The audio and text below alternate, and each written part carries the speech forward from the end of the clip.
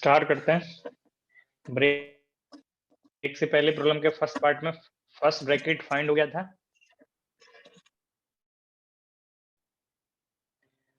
Second bracket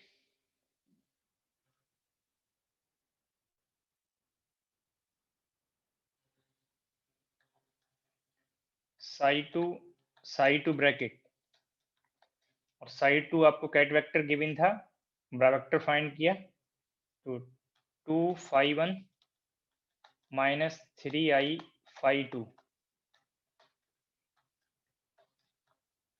2 phi 1 plus 3i phi 2 ये आपको cat vector given था। ब्रा वेक्टर ब्रेक से पहले आपको हिंट कर दिया था। अब प्रोडक्ट करेंगे तो आपको जो ऑर्थोनॉर्मलिटी कंडीशन है, ऑर्थोनॉर्मलिटी कंडीशन से आपको ये कंफर्म है कि जब ये डिफरेंट स्टेट्स के डिफरेंट नोटेशन के साथ ब्रैकेट्स बनेंगे वो आप डायरेक्ट जीरो कर सकते हैं। ओनली सेम के लिए आप प्रोडक्ट कर लें तो ये 4 phi 1 ब्रैकेट 1 बनेगा। अब ये माइनस 3i प्लस 3i से प्रोडक्ट किया तो ये 9 बन गया। phi 2 ब्रैकेट बन हो गया और जो phi 1 और phi 2 ब्रैकेट बनेगा या phi 2 phi 1 ब्रैकेट बनेगा वो जीरो हो जाए।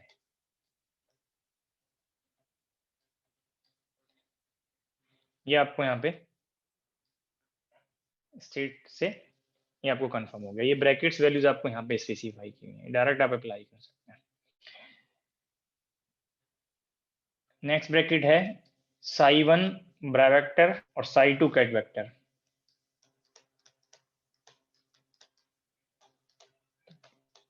To phi 1 plus 3i phi 2 ये साई 2 के लिए कैट वेक्टर भी आपको नोट किया और ब्रा वेक्टर ऑफ साई 1 आपको यहाँ पे है minus 1/√2 bra vector of phi 1 और ये माइनस i/√2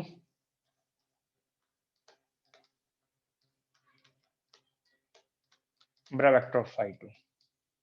अब यहाँ पे प्रोडक्ट करेंगे ये first scalar both first term के स्केलर का प्रोडक्ट किया माइनस 2/√2 phi 1 ब्रैकेट 1 हो गया। अब ये सेकंड का सेकंड के साथ प्रोडक्ट किया तो 3i और minus i plus 3/√2 phi 2 bracket 1 हो गए। अब यहाँ पे phi 1 और phi 2 के साथ जब आप ब्रैकेट लेंगे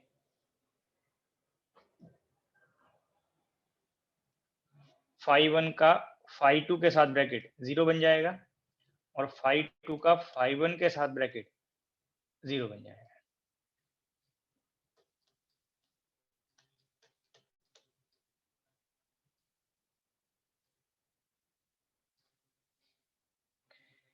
Sai 2 psi 1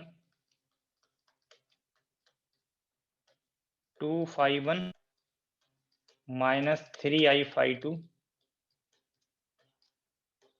minus 1/√2 phi 1 ket vector plus i/√2 phi 2 ket vector तो माइनस 2/√2 phi 1 ब्रैकेट 1। अब ये माइनस 3i और प्लस i दैट इज 3 और ये √2 डिवाइड में phi 2 ब्रैकेट 1 और phi 1 और phi 2 ब्रैकेट 0 हो जाएंगे। तो फिर से आप चेक करिए जब भी ये क्वांटिटी रियल आएगा, देखो जब सेम ब्रैकेट सेम नोटेशंस होंगे तब तो ये रियल आएगा ही, बट ये term value some time compare करेंगे तो अगर ये बाई चांस चेंज होता भी तो इसका आप कॉम्प्लेक्स कंजुगेट करके टर्म फाइंड कर सकते थे। यहाँ पे सेम आया, आप चेक कर सकते हैं, कैलकुलेट करके आपको बताया। जो डार्क नोटेशन के स्टेप्स स्टार्टिंग में बताएं उनसे भी ये डायरेक्ट फाइंड कर सकते थे। आपको ये फोर्थ ब्रैकेट सेपरेटली फाइंड करने की रिक्वायरमेंट नहीं थी। ये पार्ट आपको यहाँ पे नोट कराया हुआ है, ये पार्ट आपको बताया हुआ है। ओनली कॉम्प्लेक्स कंजुगेट करके आप फाइंड कर सकते थे।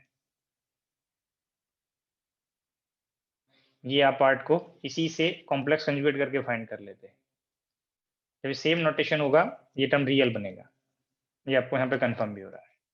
तो फर्स्ट पार्ट जो 4 ब्रैकेट नोटेशन थे वो आपको कंफर्म हो गए। सेकेंड पार्ट में ऑपरेटर्स नोटेशंस के लिए फॉलो करना है। पहले आपको यहाँ पे फाइंड करना है psi1 ket vector multiplied by bra vector of psi1, और psi1 कैट वेक्टर आपको -1/√2 ket of phi1 plus i/√2 ket of phi2, ये मैंने कैट वेक्टर नोट कर दिया। Bra vector -1/√2 bra vector of phi1 minus i/√2 bra vector of phi2। अब आपको ये hint किया था कि अपनी चॉइस से ऑर्डर चेंज नहीं करेंगे। अब यहाँ पे -1/√2 -1/√2 1/2, पहले यहाँ पे कैट वेक्टर है, देन ब्रा वेक्टर। अब यहाँ पे ये फर्स्ट कैट वेक्टर और सेकंड ब्रा वेक्टर, तो कंपेयर करें ये माइनस माइनस प्लस, और ये i/2 phi1 phi2। अब इसका सेकंड टर्म और इसका फर्स्ट टर्म, तो माइनस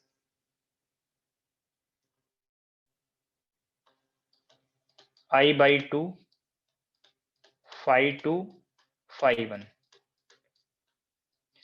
अब ये दोनों के लास्ट टर्म i और माइनस i 1 हो गया, 1/2 phi2 ket vector multiplied by bra vector of phi2। अब आपको इस प्रॉब्लम के जो स्टेटमेंट में हिंट था, उससे आपको ये ब्रैकेट्स नोट कराए हुए हैं, 4 ब्रैकेट्स, बट इनको अपनी चॉइस से नोटेशंस को चेंज नहीं कर सकते। आपको इस प्रॉब्लम में इस नोटेशन का कोई हिंट नहीं है, इस नोटेशन का कोई हिंट नहीं है।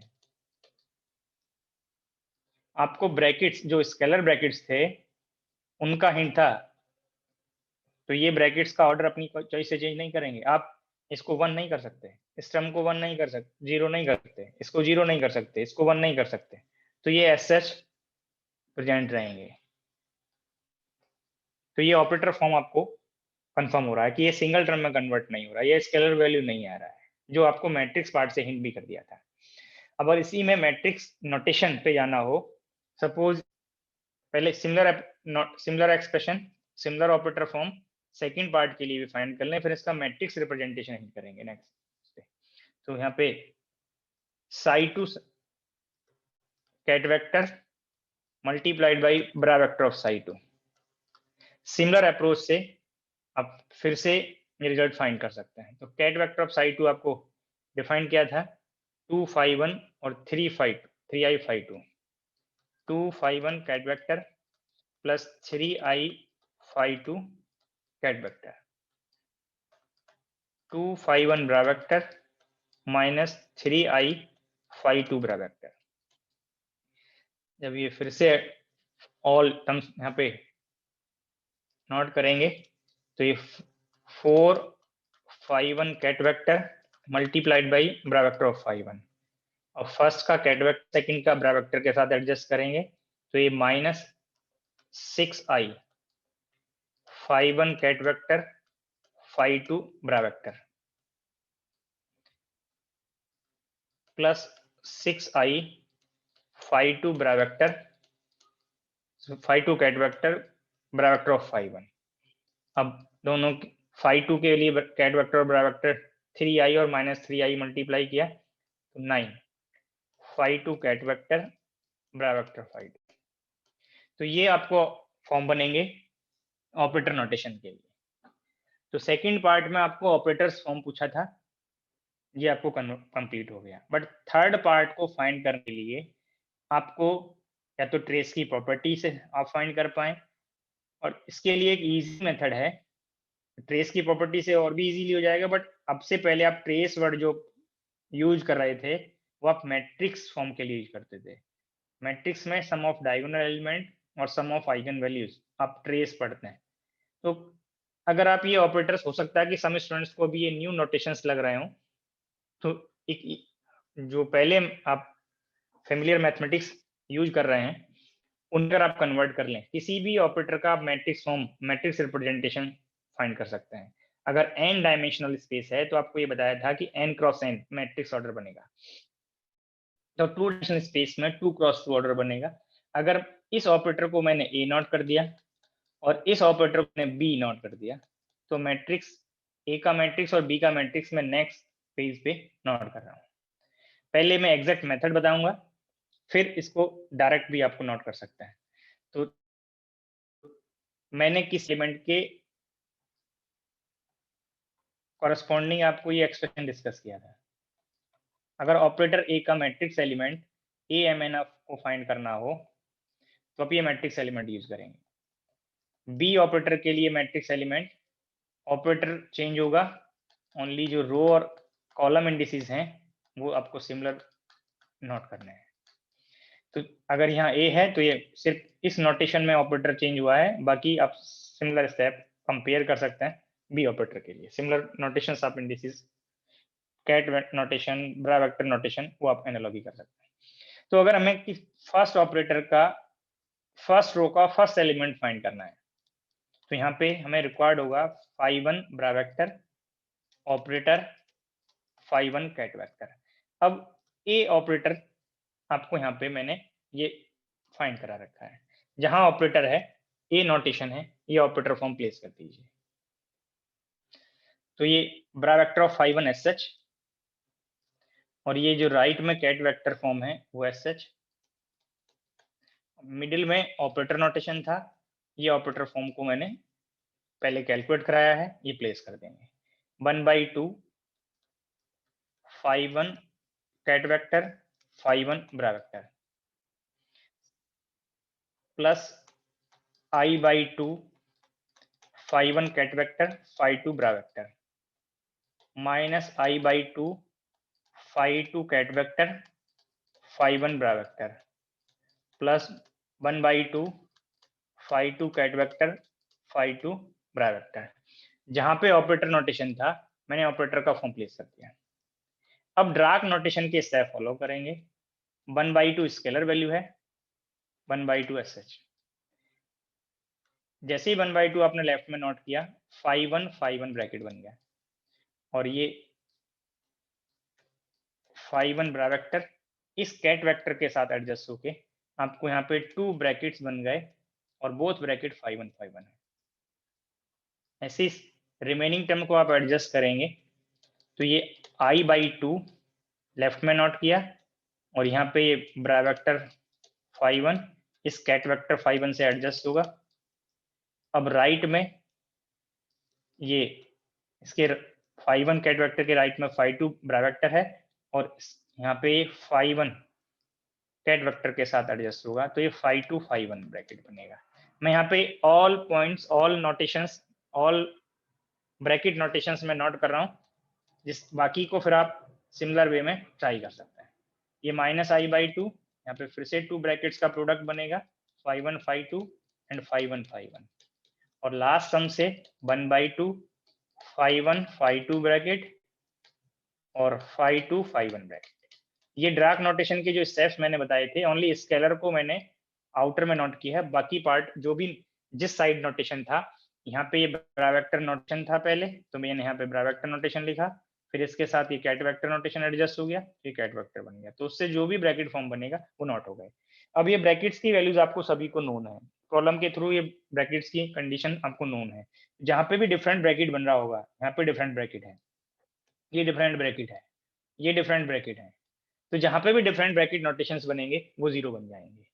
तो ये लास्ट 3 टर्म्स 0 बन गए। ओनली फर्स्ट टर्म में आप चेक करें, यहाँ पे सेम स्टेट का ब्रैकेट है और ये वैल्यू आपको 1 बताया हुआ है, और 1 का प्रोडक्ट किया तो ये 1/2 बन गया। ये स्टेप सभी को क्लियर होना चाहिए। मैंने ऑल ब्रैकेट नोटेशंस जो यहाँ पे पॉसिबल नोटेशंस थे वो जो आपको नोट कर दिए, और ये 4 ब्रैकेट्स की वैल्यूज बताई हुई हैं, यहाँ पे प्लेस कर दीजिए। तो ये फर्स्ट एलिमेंट आपको फाइंड हो गया 1 ऐसे ही आपको अगर कोई और एलिमेंट फाइंड करना है तो ये रो का इंडिसेस 1 है और कॉलम का इंडिसेस 2 है। ऑपरेटर सेम है, only ket vector notation change हुआ है यहाँ पे। तो फिर से आपको ऑपरेटर फॉर्म जो आपको लास्ट स्लाइड में कैलकुलेट कराया है वो आपको मैंने यहाँ पे फिर से नोट कर दिया है ऑपरेटर ए के प्लेस पे। तो ये जो मेथड है आपको किसी भी ऑपरेटर का मैट्रिक्स फॉर्म फाइंड करने के लिए, मैट्रिक्स एलिमेंट फाइंड करने के लिए आप यूज कर सकते हैं। बट आपको पहले एग्जैक्ट मेथड पता होना चाहिए। एंड अब अगर आप यहाँ पे ट्रिक से इसको डायरेक्ट नोट करेंगे तो ट्रिक से और भी इजी वे में आपको नोट हो जाएगा। बट पहले ये फॉर्म आपको कैलकुलेट करना आना चाहिए था एग्जैक्ट मेथड से। अब आप फिर से चेक करें, ये 1/2 यहाँ पे नोट हो गया, तो ये 5 1 ब्रैकेट बना, और यहाँ से ये टर्म 5 1 5 2 ब्रैकेट बनेगा। सेकेंड टर्म I/2 5 1 5 1 ब्रैकेट और 5 2 ब्रैकेट का प्रोडक्ट बनेगा। मैंने 2 एलिमेंट्स के लिए जो पॉसिबल ब्रैकेट्स थे वो आपको यहाँ पे मैंने नोट कर दिए, उनकी वैल्यू प्लेस करके दीज 2 एलिमेंट्स कैलकुलेट करना बता दिया। अगर ये एलिमेंट्स आपको कैलकुलेट करने आते हैं तो सिमिलर अप्रोच से इस पर्टिकुलर ऑपरेटर के आप रिमेनिंग एलिमेंट्स भी सिमिलर मेथड से फाइंड कर सकते हैं। अब यहाँ पे जो भी डिफरेंट स्टेट्स ब्रैकेट्स बनेंगे वो कंडीशन को 0 कर देंगे। यहाँ पे डिफरेंट स्टेट ब्रैकेट है, यहाँ पे डिफरेंट स्टेट ब्रैकेट है, तो ये जहाँ पे भी डिफरेंट स्टेट ब्रैकेट होगा वो 0 होने से मल्टीपल फैक्टर 0 हो जाएगा। बट ये सेकेंड टर्म पे जाइए, यहाँ पे सेम ब्रैकेट का प्रोडक्ट है और बोथ ब्रैकेट की इंडिविजुअल वैल्यू 1 है, और 1 1 का प्रोडक्ट किया तो 1 हो गया, और यहाँ पे ये I/2 मल्टीप्लाई कर रहे थे तो इस मैट्रिक्स एलिमेंट की वैल्यू I/2 आ गई। तो कैसे आपको ये मैट्रिक्स एलिमेंट्स फाइंड होंगे ये आपको मैंने कंफर्म कर दिया। तो ये सभी को कैलकुलेट करना आना चाहिए मैट्रिक्स एलिमेंट को। बट इसमें एक अगर फॉर्म को आप रेफरेंस लेते जाएं तो डायरेक्ट भी आप मैट्रिक्स फॉर्म, इसी फॉर्म से मैट्रिक्स एलिमेंट फॉर्म आप फाइंड कर सकते थे। अब आप यहाँ पे चेक करें, जब ये नोटेशन पे जाएं, जो एलिमेंट आप कैलकुलेट करेंगे सेम ब्रैकेट से इसी पार्ट, सेम ब्रैकेट इसी पार्ट में लेंगे। फर्स्ट एलिमेंट के लिए 5 1 5 1, बाकी सब में डिफरेंट ब्रैकेट्स बन जाएंगे। जब आप सेकंड एलिमेंट फाइंड करेंगे, फर्स्ट रो का सेकंड एलिमेंट, तो ये इंडिसेस ब्रैकेट के साथ ब्रैकेट 1 करेगा, ये कैट वेक्टर के साथ ब्रैकेट 1 कर देगा, जो राइट में कैट वेक्टर होगा। तो जहां पे ये नंबर है उस रो आप चेक करिए, फर्स्ट रो के फर्स्ट एलिमेंट के लिए नंबर बनता है 1 1, तो ये कंट्रीब्यूट करेगा यहाँ पे। फर्स्ट रो के सेकंड एलिमेंट के लिए ये नंबर पे जाएं 1 2, तो ये कंट्रीब्यूट करेगा, बाकी 0 हो जाएंगे। सेकंड रो के फर्स्ट एलिमेंट पे ये कंट्रीब्यूट करेगा, बाकी 0 हो जाएंगे। और सेकंड रो के सेकंड एलिमेंट के लिए ये कंट्रीब्यूट करेगा, बाकी 0 हो जाएंगे। तो यहाँ पे तो 2 क्रॉस 2 ऑर्डर बन रहा था मैट्रिक्स में, अगर 3 क्रॉस 3 4 क्रॉस ऑर्डर भी बने तो ये डायरेक्ट दीज फॉर्म से आप ये डायरेक्ट नोट कर सकते हैं। अब इजी अब क्या है कि जहां पे 1 1 फैक्टर बनता है, मैं ये नहीं कह रहा कि फर्स्ट टर्म पे जाना है, जो भी ऑपरेटर नोटेशन में 1 1 टर्म बन रहा होगा, यहाँ पे चेक करिए कैट वेक्टर नोटेशन 1 है, ब्रा वेक्टर नोटेशन 1 है, तो ये 1 1 बन गया। तो इसका जो भी मल्टीपल फैक्टर आ रहा होगा वही मैट्रिक्स एलिमेंट की वैल्यू बनेगी, ये आप चेक कर सकते हैं। नेक्स्ट पेज पे आपको यही कैलकुलेट कराया है। अब फर्स्ट रो के सेकंड एलिमेंट में 1 2 बनेगा, तो 1 2 यहाँ पे 1 2 का जो मल्टीपल फैक्टर है ये A12 की वैल्यू बन गई, ये A21 की वैल्यू बन गई, ये A22 बन गया। तो ऑपरेटर फॉर्म आपको सिमिलर नोटेशंस में दिए होंगे, तो बहुत इजी वे में मैट्रिक्स एलिमेंट्स को आप कंपेयर कर सकते हैं, डायरेक्ट आप नोट कर सकते हैं। तो मैट्रिक्स ऑपरेटर ए के लिए मैट्रिक्स फॉर्म जो 2 क्रॉस 2 ऑर्डर बनेगा, तो आपको डायमेंशन ऑफ स्पेस के अकॉर्डिंग ये जनरल नोटेशंस बताए हुए हैं, और इन ऑपरेटर फॉर्म में एनालॉजी करिए तो आपको ये मैट्रिक्स फॉर्म पता चल गया। 1 1 आप चेक करें, यहाँ पे 1 1 के लिए ये मल्टीपल फैक्टर अभी आपको हिंट किया 1/2, आप एनालॉजी करते जाइए। फर्स्ट रो के सेकंड एलिमेंट में 1 2 चेक करिए कहाँ पे प्रेजेंट है, उसका मल्टीपल फैक्टर, फिर 2 1 पे जाइए और 2 2 पे जाइए, तो ये आपको मैट्रिक्स फॉर्म पता चल गया। अब इस मैट्रिक्स फॉर्म से कभी ऑपरेटर की आइगन वैल्यू पूछेगा, कभी आइगन फंक्शन पूछेगा, कभी ट्रेस पूछेगा, वो सारे पार्ट आप कॉन्फिडेंटली अप्लाई कर सकते हैं, क्योंकि मैट्रिक्स के लिए ये सिमिलर पार्ट्स आपने फॉलो किए हुए हैं, सिमिलर स्टेप्स फॉलो किए हुए हैं। अब आप यहाँ पे अगर थर्ड पार्ट में ट्रेस फाइंड करना होता, ये आपको सेकंड में ऑपरेटर फॉर्म बता दिया, इसके मैट्रिक्स फॉर्म पे आप चले गए, ऐसे ही पहले बी ऑपरेटर को भी चेक कर लें। बी में भी आप सिमिलर मेथड से एग्जैक्ट मेथड पर जा सकते थे, और आप जो शॉर्ट ट्रिक बताया है उससे भी आप फाइंड कर सकते हैं। तो सभी को शॉर्ट मेथड से और एग्जैक्ट मेथड से, दोनों मेथड से आपको ये मैट्रिक्स के एलिमेंट्स सेलेक्ट करने आने चाहिए, फाइंड करने आने चाहिए। तो आपको बी ऑपरेटर फॉर्म ये बताया हुआ है, आप इसके elements matrix corresponding element select करके मैट्रिक्स फॉर्म रिप्रेजेंट कर दीजिए।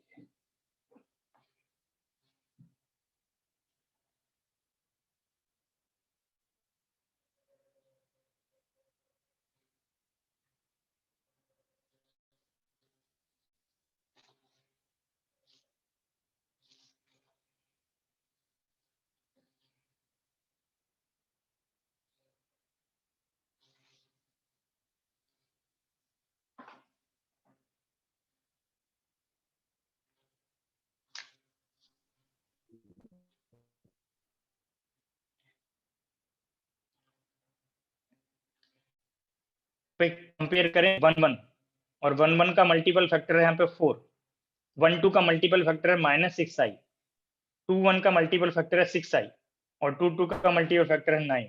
कॉरस्पॉन्डिंग एलिमेंट्स आपको यहाँ पे पता चल गए।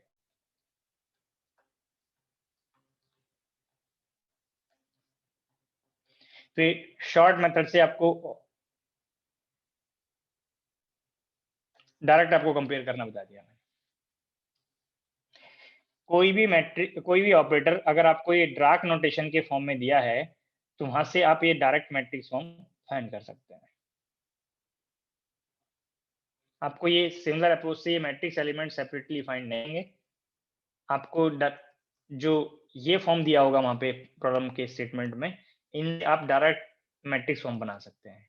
ये पार्ट आपको मैट्रिक्स एलिमेंट बनेंगे। बट मैंने ये सजेस्ट नहीं किया कि फर्स्ट टर्म फर्स्ट एलिमेंट बताएगा, सेकंड टर्म सेकंड एलिमेंट बताएगा। रो और कॉलम जाइए, यहाँ से जो नंबर मैच करेंगे उसका मल्टीपल फैक्टर कॉरस्पॉन्डिंग एलिमेंट बताएगा। 1 1 में फर्स्ट रो का फर्स्ट एलिमेंट, 1 2 में फर्स्ट रो का सेकंड एलिमेंट, 2 1 में सेकंड रो का फर्स्ट एलिमेंट, 2 2 में सेकंड रो का सेकंड एलिमेंट।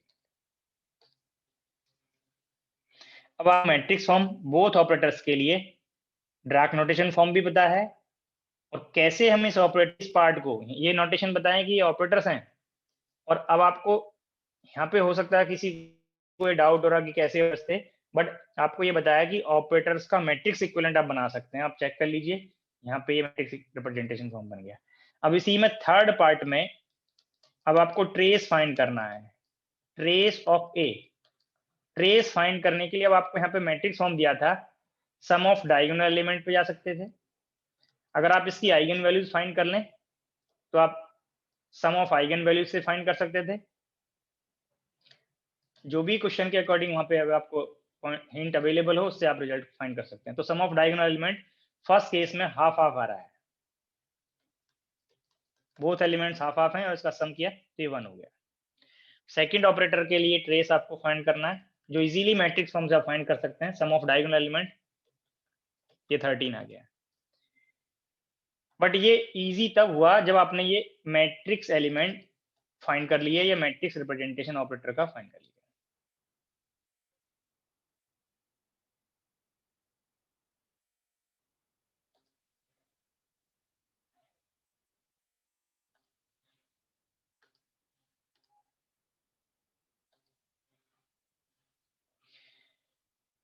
इसी को अगर आप ये फॉर्म पे जाएं, अगर ये कैलकुलेट ना भी करें तब आपको ट्रेस का आइडिया था, अगर ट्रेस की प्रॉपर्टी यूज करें।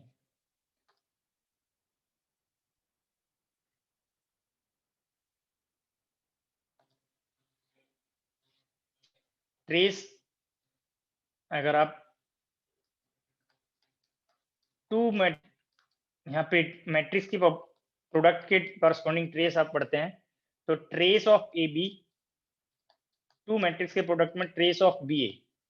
यहाँ से कई बार लगता है कि ये रिवर्स ऑर्डर है, बट ट्रेस रिवर्स ऑर्डर में करेक्ट नहीं है, साइक्लिक ऑर्डर में करेक्ट है। इसलिए मैं थर्ड पार्ट के लिए भी नोट कर रहा हूँ। 3 ऑपरेटर्स 3 पार्ट के लिए साइक्लिक ऑर्डर में जाएंगे तो ये बी सी ए बनेगा साइक्लिक ऑर्डर। 2 के प्रोडक्ट में तो cyclic order reverse order match कर रहा था, इसलिए कोई डाउट ना रहे, इसलिए मैंने थर्ड को भी आपको यहाँ पे नोट कर दिया 3 टर्म के प्रोडक्ट के लिए, कि जिससे आपको ये कंफर्म रहे कि साइक्लिक ऑर्डर लेना है, रिवर्स ऑर्डर नहीं लेना। अब यहाँ पे अगर आपको ऑपरेटर ए डिफाइंड था psi1 ket vector multiplied by bra vector of psi1, और इस ए का ट्रेस फाइंड करना है, तो ट्रेस ऑफ सिस्टम, इसको आप ए ले सकते हैं, इसको आप बी ले सकते हैं। तो मैंने ये ऑर्डर चेंज कर दिया, तो ये ब्रैकेट बन गया, और ब्रैकेट में सिंगल एलिमेंट आता है, और ब्रैकेट की जो वैल्यू होगी इस नोटेशन के लिए, कैट ऑफ psi1 के लिए, जो भी ब्रैकेट आप फाइंड करेंगे, ब्रैकेट की जो वैल्यू होगी वही ट्रेस है, और ब्रैकेट की वैल्यू को आप 1 स्टेप में फाइंड कर सकते हैं अगर कैट ऑफ psi1 दिया है। ठीक है, अभी तो आपको ये ड्राग नोटेशन के स्टेप से कैलकुलेट करना बताया है ब्रैकेट, अदरवाइज अगर आप ये आगे जैसे पढ़ते जाएंगे तो इन कोफिशिएंट्स का मॉड स्क्वायर था और इसका सम था, आप चेक कर लीजिए इन कोफिशिएंट्स के मॉड, यहाँ पे जो आपको मैंने बताया है, ये पार्ट पे जाइए, ये टर्म जो आपको यहाँ पे हिंट किए हैं, ये साई टू ब्रैकेट, ये पार्ट, तो अगर ये कोफिशिएंट्स का मॉड स्क्वायर कर दें तो 4 बना, इसका मॉड स्क्वायर कर दें तो 9 बना, और बोथ को ऐड कर दिया तो 13। तो जो कैट नोटेशन आपको 2 इंडिविजुअल कैट्स वेक्टर के कॉरस्पॉन्डिंग डिफाइन किया था, इनके कोफिशिएंट्स का मॉड स्क्वायर का सम कर दें तो डायरेक्ट आपको ब्रैकेट वैल्यू फाइंड हो रही है, तो ये आप डायरेक्ट फाइंड कर सकते थे, तो ये सब कैलकुलेट की जरूरत भी नहीं थी ट्रेस के लिए, बट इससे आपको आगे किसी ना किसी प्रॉब्लम के ये पार्ट बनेंगे तब आपको ये कैलकुलेशन रिक्वायर था, इसलिए मैंने इसी सेम प्रॉब्लम में आपको मोर स्टेप्स डिस्कस कर दिए, और ये ब्रैकेट वैल्यू फर्स्ट ऑपरेटर के लिए 1 बताया हुआ है। बी ऑपरेटर आपको psi2 ket vector multiplied by bra vector of psi2, similar approach से आप फिर से कंफर्म कर लें,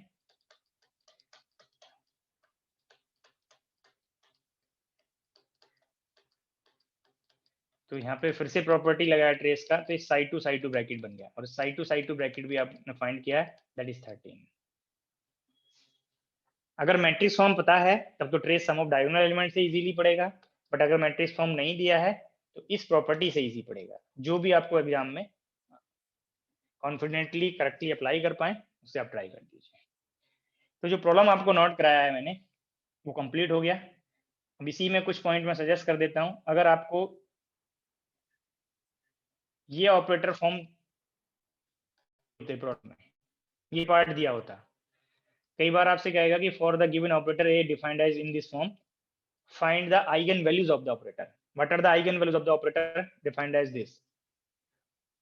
यहाँ से आपको डिफिकल्ट होगा इस नोटेशन से आइगन वैल्यू कैलकुलेट करना, आइगन फंक्शन कैलकुलेट करना। इजी क्या है कि इस फॉर्म से आपको ये मैट्रिक्स फॉर्म डायरेक्ट नोट हो गए। अब जैसे ये मैट्रिक्स फॉर्म डायरेक्ट नोट करेंगे, मैट्रिक्स की आइगन वैल्यूज और आइगन फंक्शन फाइंड करना आपने 12th लेवल से ट्राई किया हुआ है, वो मेथड आप अप्लाई कर दीजिए, आइगन वैल्यूज के लिए डायगोनलाइज कर दीजिए, ए माइनस लेमडा आई, डिटरमिनेंट को 0 कर दीजिए, यहाँ से लेमडा आपको पता चल जाएंगी। ऐसे ही सेकंड ऑपरेटर पार्ट के लिए B minus lambda I, determinant को 0 कर दीजिए, यहाँ से आपको सेकंड ऑपरेटर की आइगन वैल्यूज पता चल जाएंगी। ऐसे ही आप आइगन फंक्शन फाइंड करने वाला मेथड यूज करते हैं, वो आइगन फंक्शन के लिए भी अप्लाई कर पाएंगे। तो इस फॉर्म से आप easily eigen values eigen functions find कर पाएंगे, क्योंकि मैट्रिक्स के लिए आप पहले अप्लाई किए हुए हैं। कहीं रिक्वायर्ड होगा तो इसको फॉलो करेंगे। तो आपको ब्रेक से पहले मैंने लीनियर ऑपरेटर डिस्कस किया था, तो टाइप्स ऑफ ऑपरेटर्स में अनदर ऑपरेटर डिस्कस करते हैं। अगर कहीं ये नोटेशन सब रिक्वायर्ड होंगे तो इनका रेफरेंस ले सकते हैं कि क्या नोटेशन क्या रिप्रेजेंट करता है।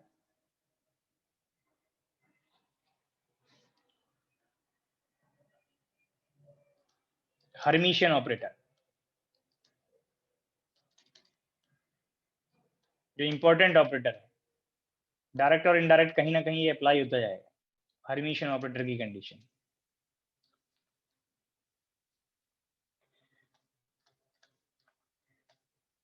An operator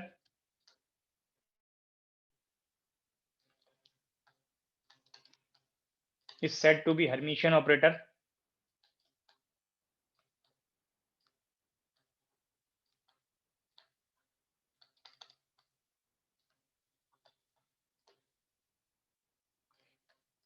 if it satisfies the condition.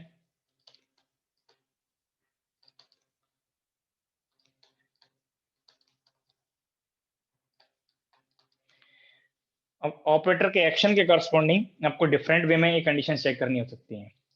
Operator का सपोज किसी फंक्शन पे आपको एक्शन दिया हुआ है, तो आप 2 डिफरेंट फंक्शंस कंसीडर करेंगे, फाई और साई, और ये ब्रैकेट वैल्यू को चेक करेंगे। अगर ये ब्रैकेट वैल्यू मैच करती हैं तो ऑपरेटर हर्मिशियन होगा। और ये ब्रैकेट का डेफिनेशन ब्रेक से पहले आपको नोट करना बताया है। मैं फिर से ये कंडीशन, क्योंकि हर्मिशियन ऑपरेटर के लिए रिक्वायर्ड होगा, इसका इंटीग्रल पार्ट नोट कर रहा हूं, लेफ्ट साइड का। इस कॉमा के लेफ्ट में जो भी टर्म है उसका हर्मिशियन एडजॉइंट, जो राइट में टर्म है कॉमा के अनदर साइड वो एस सच डीटो। स्पेस के कॉरस्पॉन्डिंग ये डीटो एलिमेंट लेंगे, 1 डायमेंशन, 2 डायमेंशन, 3 डायमेंशन कॉरस्पॉन्डिंग, और दैट वेरिएबल की ऑल वैल्यूज पे इंटीग्रल करेंगे। ये प्रोडक्ट ओपन करेंगे। अब यहाँ पे कॉमा के लेफ्ट में ए फाई है, तो ये ए फाई का डैगर, और जो राइट में है वो एस सच डीटो, ऑल स्पेस पे फिर से इंटीग्रेशन। तो इसका मीनिंग क्या है इंटीग्रल पार्ट, ये आपको हिंट कर दिया। अब दीज ब्रैकेट्स का ड्राक नोटेशन इक्विवेलेंट बनाइए, ये आपको नोट करना बताया हुआ है। जहां पे कॉमा है यही पार्ट, ये तो फंक्शन पार्ट के लिए हो गए कंडीशंस। इसी का अगर ड्राक नोटेशन इक्विवेलेंट बनाना हो तो जहां पे कॉमा है, मैंने वर्टिकल लाइन शो हिंट किया था, इस कॉमा के लेफ्ट में फाई है और राइट में ए साई है, तो लेफ्ट साइड का मैंने ब्रैकेट नोट कर दिया। ऐसे राइट के लिए नोट करेंगे,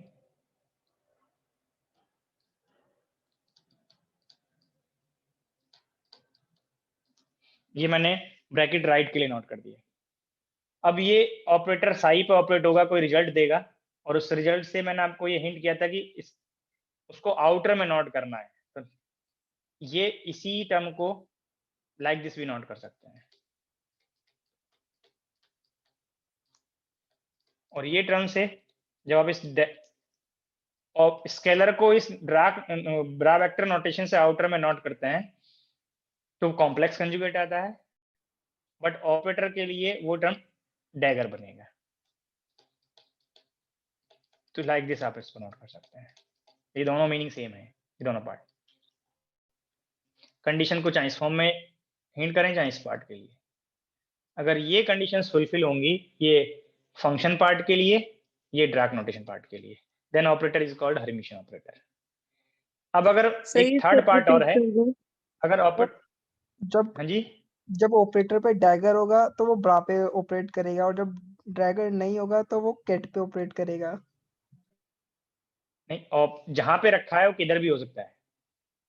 अब ये नोटेशन पे जाइए, ये ऑपरेटर कैट पे भी ऑपरेट हो सकता है और ब्रा वेक्टर पे भी ऑपरेट हो सकता है। वर्टिकल साइड से ऑपरेट करना बताया था, तो दोनों साइड वर्टिकल लाइन है, तो किधर इधर भी हो सकता है, इधर भी। सर एक बार में ऐसे ये ए डैगर इधर भी ऑपरेट हो सकता है, इधर भी। एक बार पे एक ही साइड ऑपरेट करेंगे या दोनों साइड? हाँ करेंगे एक ही बार में, एक ही साइड, दोनों साइड एक साथ नहीं करेंगे, बट चॉइस है किधर भी कर सकते हैं। Okay sir, thank you. ये रिकॉल करिए, मैंने आपको ये हिंट किया कि ऑपरेटर वर्टिकल साइड से एक्शन करेगा। Yes sir. ठीक है, तो ये इधर भी हो सकता है। अब आप यहाँ पे चेक करिए, इस ब्रैकेट में ये कंडीशन भी तो बनती है, तो इधर भी हो सकता है, होगा कोई एक ही साइड।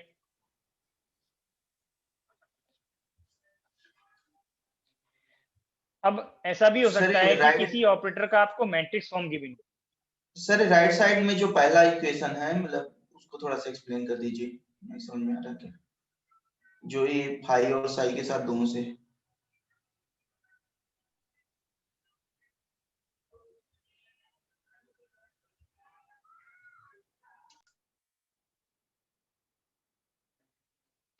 ये क्लियर था?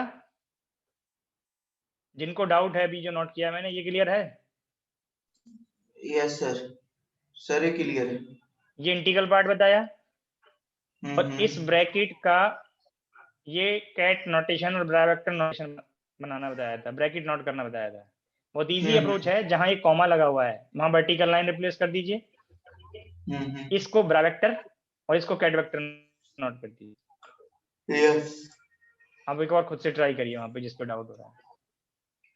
ओके सर वो सेकंड बता दो कि राइट हैंड सर साइड वो लेफ्ट वाला लेफ्ट में रह जाएगा, राइट वाला राइट में रह जाएगा, कि इंटरचेंज भी होता है?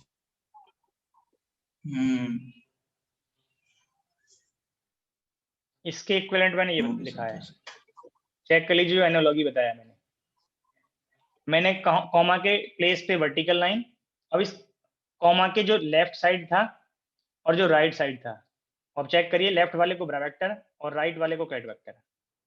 सभी को क्लियर हो जाना चाहिए। अब इस रिलेशन में जो राइट में ब्रैकेट है, इसका राइट में इक्विवेलेंट लिखा हुआ है। अब आप फिर से चेक करिए, ये कॉमा है, ये मैंने वर्टिकल लाइन यहाँ पे लिख दी। अब इस कॉमा के लेफ्ट में जो टर्म था उसका ब्रैकेटर, और जो राइट में टर्म है उसका कैट वेक्टर। तो जो अपर पार्ट है यहाँ पे, इसमें तो किसी को डाउट नहीं होना चाहिए था, अगर ड्रैग नोटेशन जब मैंने स्टार्ट किया वो दैट टाइम पे क्लियर है, इसमें किसी को डाउट नहीं होना चाहिए। अब आप एक चेक करिए, सर इसमें ये तो ए ड्रैगर इक्वल टू ए ये कर सकते आप हैं ना इसको? पहले जो मैं बता रहा हूँ उसको सुन लीजिएगा, फिर बाद में बताइएगा जिसको बताना है या जिसको पूछना है। पहले आप लोग क्वेश्चन अराइज कर देते हैं, ठीक है, स्टेटमेंट सुन नहीं पाते, फिर डाउट होगा किसी को, इसलिए मैं पहले हिंट कर रहा हूँ इन स्टेप्स को क्लियर करने के लिए। ये पार्ट स्टार्टिंग में बताया ऑपरेटर के जनरल डेफिनेशन से कि किसी अनदर ऑपरेटर में कन्वर्ट, अनदर कैट वेक्टर में कन्वर्ट कर देगा। अब इसको हम लाइक दिस भी लिख सकते थे, आइगन फंक्शन और आइगन नॉट आइगन फंक्शन के कंसेप्ट से। अब आप ये बताइए, इस पार्ट को मैं ये भी तो लिख सकता हूं,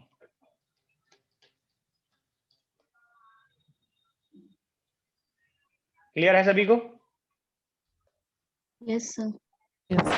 ये नोटेशन भी तो क्लियर है कि ऑपरेटर को अब की बार यहाँ पे इनसाइड में इंक्लूड कर लीजिए, कैट के लिए कोई नहीं है, कैट एज सच वो इनसाइड में चला जाएगा, या उसको आउटसाइड में नोट कर सकते हैं। तो ये टोटल पार्ट यहाँ पे एक ऑपरेटर है और एक स्टेट नोटेशन है।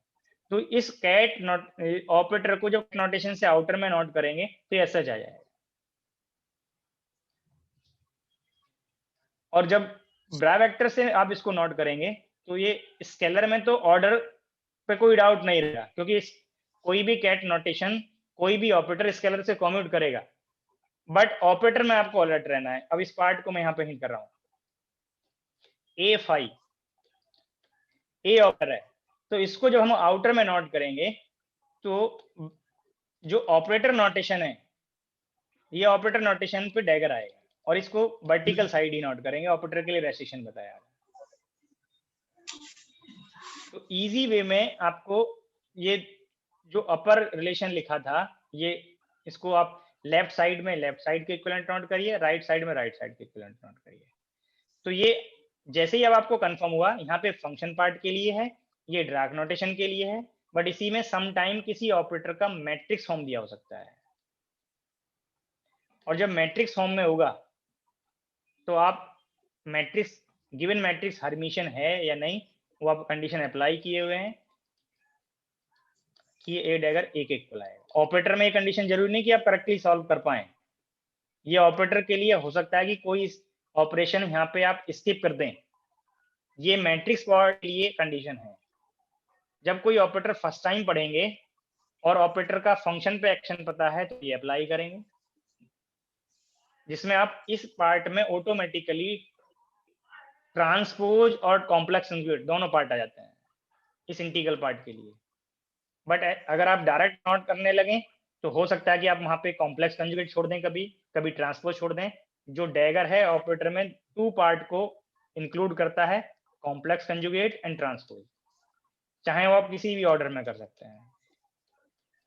ये आपको पहले हिंट किया हुआ है।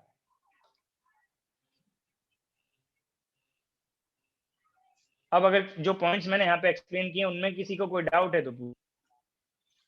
सर जैसे जो ऑपरेटर ए है, मान लीजिए वो डिफरेंशियल फॉर्म में है, तो ई के नोटेशन में ए के तरफ वो मान लीजिए साई पे ऑपरेट हो रहा है, दूसरे में इनमें वो फाई पे मैंने हो बोला आप अपना कुछ पूछना है तो बाद में पूछिए। अभिषेक डाउट के Yes. लिए लेक्चर के बाद बोला जाता है। मैंने बोला इन पॉइंट्स में कोई डाउट है तो पूछ लीजिए। मैंने सर ये नहीं ये बोला जो कि आप अपना डाउट पूछ लीजिए, इन पॉइंट्स में कोई डाउट है।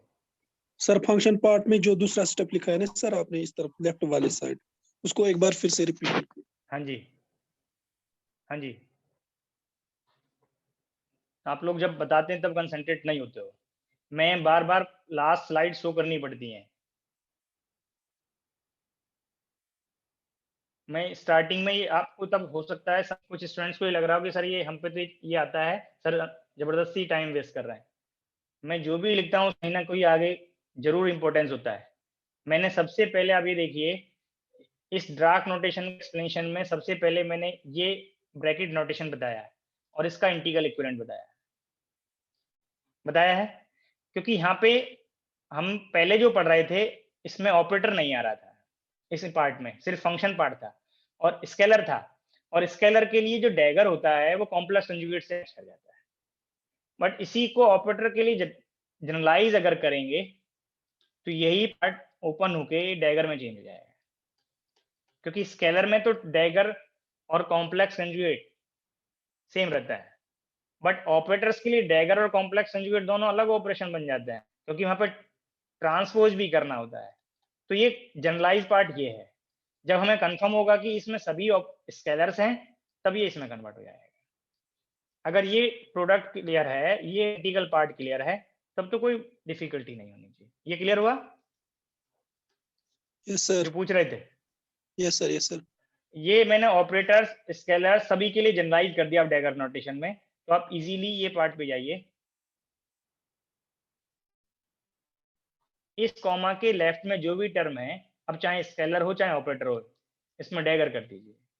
अब जब ये कंफर्म हो जाएगा कि ये स्केलर फंक्शन है, तब ये डैगर ऑटोमेटिकली कॉम्प्लेक्स कंजुगेट में कन्वर्ट हो जाएगा। राइट वाला टर्म है सच प्रोडक्ट कर दिया, इंटीग्रल कर दिया ऑल स्पेस पे। अब इस टर्म पे जाइए, कॉमा के लेफ्ट में जो टर्म है उसका डैगर नोट किया हुआ है, और राइट में कॉमा के जो भी टर्म है वो मल्टीप्लाई किया और इंटीग्रल कर दिया। ठीक है, ओके सर। कंटिन्यू करें। Yes sir. अब आपको यहाँ पे मैंने हर्मिशियन ऑपरेटर का डेफिनेशन आपको हिंट कर दिया। अब कोई ऑपरेटर अगर आपको चेक करना हो, अब ऑपरेटर चेक होने में उसके डिफरेंट फॉर्म में एक्शन शो हो सकता है कि उसका मैट्रिक्स देखे, तो मैट्रिक्स से तो कोई डिफिकल्टी नहीं होनी चाहिए। आप लोग मैट्रिक्स के लिए डिफरेंट ऑपरेशंस फॉलो किए हुए हैं।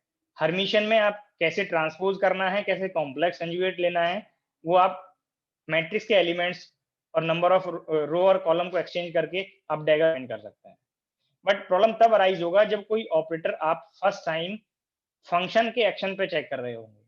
जैसे अभी कोई एक स्टूडेंट बोल रहे थे डिफरेंशियल ऑपरेटर का पार्ट, तो अगर आपको मैंने यहाँ पे ये कोई operator I H cross T by D x, मैं इसको पी को भी हटा रहा हूँ यहाँ से, ये मैंने ए ऑपरेटर का डेफिनेशन ले लिया। अब ये ऑपरेटर को चेक करना है कि ये हर्मिशियन है या नहीं, या एंटी हर्मिशियन है या नहीं। जो आगे ऑपरेटर्स फॉर्म आएंगे जहाँ पे भी ये रिक्वायर्ड होगा डैगर एक्शन, कैसे हम चेक करेंगे? अगर पहले पढ़ा है तब तो आप उनके स्टेप्स को रेफरेंस लेके आगे कंटिन्यू कर देंगे। बट जब भी आपको ये कोई फॉर्म फर्स्ट टाइम चेक करना हो, और अब ये चेक करें कि इसका एक्शन फंक्शन पे होगा। डिफरेंशियल सिर्फ फंक्शन का ही कर सकते हैं, डैगर का डिफरेंशियल का कोई मतलब नहीं जब तक आपका इसका डिपेंडेंसी ना पता चले। टी बाई डी एक्स आपको पता चल गया, इट मीन्स वो फंक्शन पे एक्शन आपको दिया हुआ है यहाँ पे। इट मीन्स आप श्योर होंगे इस पार्ट से, इस इंटीग्रल पार्ट से। इंटीग्रल पार्ट कहाँ से आया उसके लिए मैंने इसका रेफरेंस दिया, बाकी दोनों कंडीशंस ये सेम है। तो पहले फर्स्ट टाइम हम अगर फॉर्मेशन चेक करना है तो चेक करने के लिए ये हम इंटीग्रल पार्ट लेके चलेंगे। और कैसे चेक करना है वो यहाँ पे प्रॉब्लम पहले नोट करा रहा हूँ, फिर आगे कंटिन्यू करते हैं। Check whether the operator is Hermitian और not.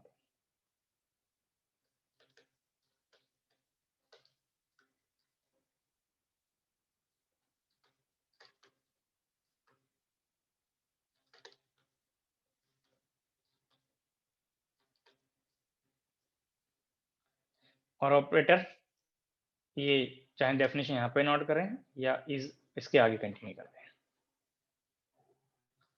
Check whether the operator A IH cross D by dx is Hermitian और नॉट।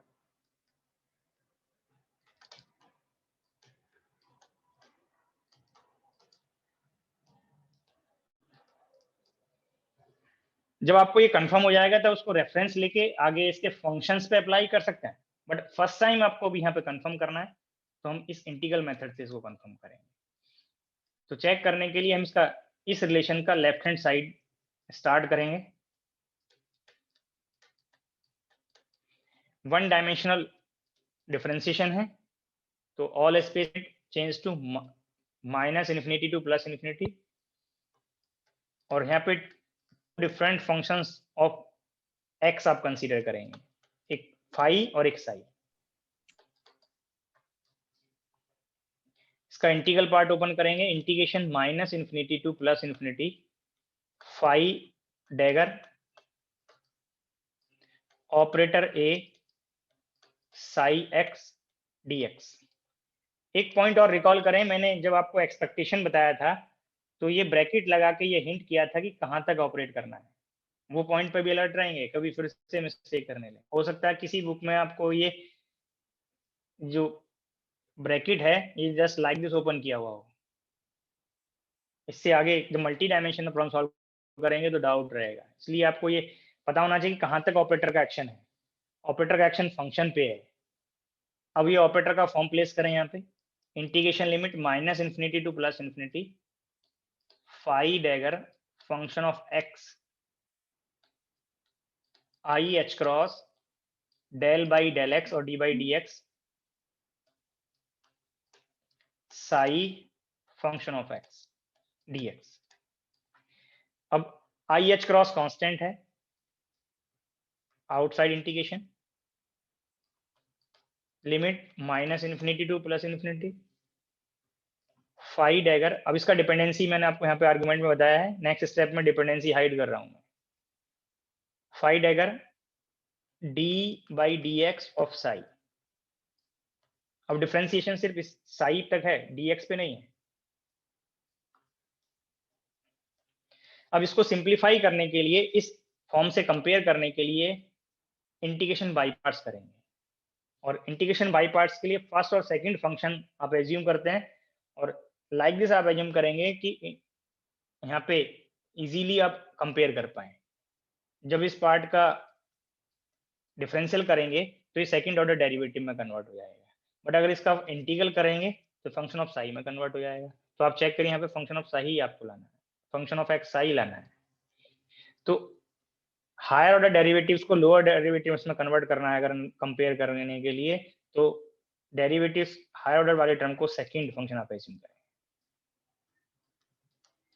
अब इंटीग्रेशन बाय पार्ट्स करेंगे, IH cross constant, first function second का इंटीग्रल, इंटीग्रेशन लिमिट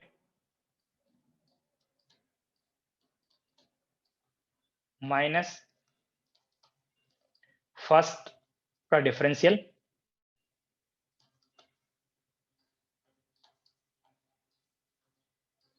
सेकंड का integral और फिर से integral.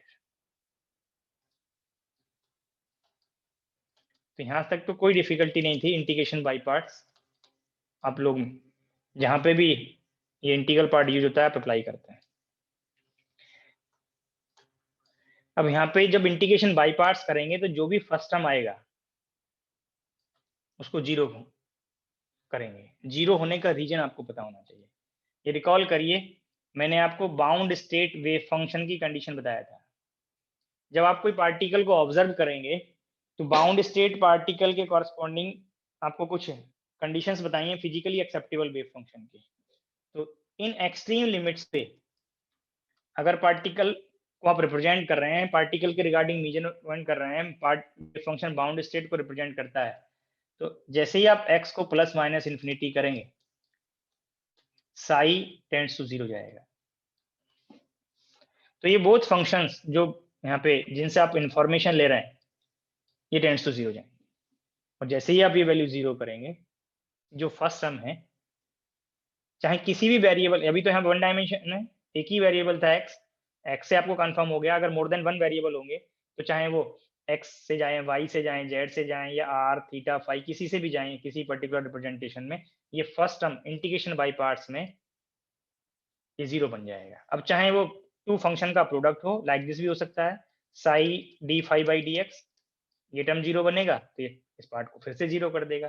तो बहुत इजी वे है कि जब इंटीग्रेशन बाय पार्ट्स करेंगे तो जो भी इंटीग्रेशन बाय पार्ट्स से फर्स्ट टर्म आएगा वो 0 चला जाएगा। और जब जैसे ही आपने 0 किया फर्स्ट टर्म को, I H cross integration minus infinity to plus infinity D phi by D x dagger psi function of X dx। अब इस स्टेप पे जाएं। इस स्टेप के लिए मैं एक पॉइंट कर रहा हूं। अगर आपको सपोज साई एक्स पता है, इससे एनालॉजी करके ये एक्शन को आप कंपेयर कर सकते हैं। अगर आपको साई एक्स ये फॉर्म दिया होता एक्सपोनेंशियल आई के एक्स, जो बाउंड स्टेट नहीं है, जैसे मैं फिर हिंट कर रहा हूं कि ये पार्ट का मीनिंग क्या है। तो ये साई एक्स का डैगर आप फाइंड कर सकते थे। ये फंक्शन पार्ट है, फंक्शन में, स्केलर फंक्शन में डैगर मींस कॉम्प्लेक्स कंजुगेट। अब आप इसका डिफरेंशियल करिए, डिफरेंशिएशन करेंगे तो एक्सपोनेंशियल फैक्टर एज सच, और एक्सपोनेंट का डिफरेंशियल किया तो माइनस आई के, ये मल्टीप्लाई मिल गया। ये एक्शन आपको कंफर्म हुआ। अब कंपेरिजन के लिए अगर आप D psi by D x पहले फाइंड कर लें, ए एक्सपोनेंशियल आई के एक्स, एक्सपोनेंट का डिफरेंशियल किया तो आई के। अब इस टोटल का डैगर फाइंड करें।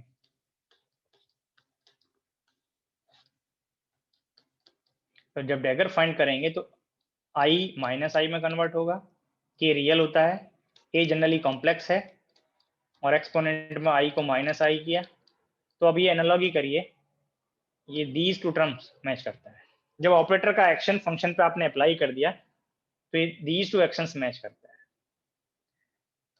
Minus I H cross integration minus infinity to plus infinity, एक एग्जाम्पल से मैंने आपको यहाँ पे हिंट कर दिया। तो आगे कहीं आपको फेस हो तो D phi dagger by D X को आप D phi by D X total dagger note कर सकते हैं।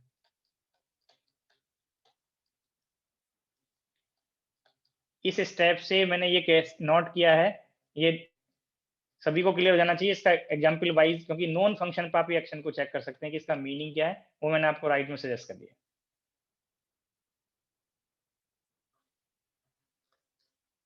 Integration minus infinity to plus infinity, अब ये टर्म स्केलर है, इसको टोटल डैगर में कन्वर्ट करना है, तो इसका कॉम्प्लेक्स कंजुगेट आप इन साइड में नोट करेंगे।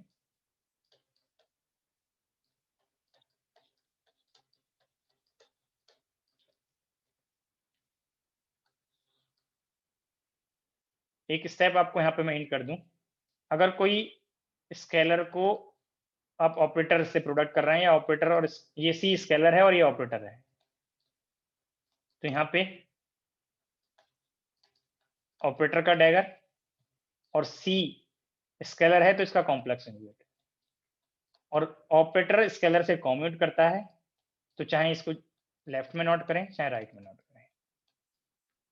तो ये पार्ट अगर टोटल डैगर नोट करना है तो ये कॉम्प्लेक्स कंजुगेट, इस टर्म का कॉम्प्लेक्स कंजुगेट इनसाइड में जाएगा, या टोटल डैगर आउटर में नोट करना है तो इसका कॉम्प्लेक्स कंजुगेट आउटर में आएगा। तो बहुत इजी वे है, इस टर्म का कॉम्प्लेक्स कंजुगेट इनसाइड में आप मल्टीप्लाई कर दीजिए। तो आई यहाँ पे माइनस आई है, और माइनस आई का कॉम्प्लेक्स प्लस आई होता है।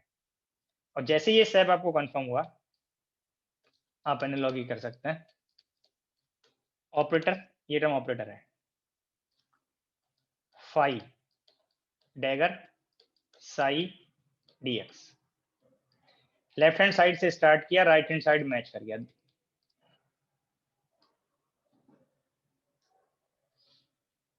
इक्वेशन मैच करेंगे, ये रिलेशन मैच करेंगे। तो ऑपरेटर के लिए जो कंडीशन को फुलफिल होती है, then given operator is Hermitian.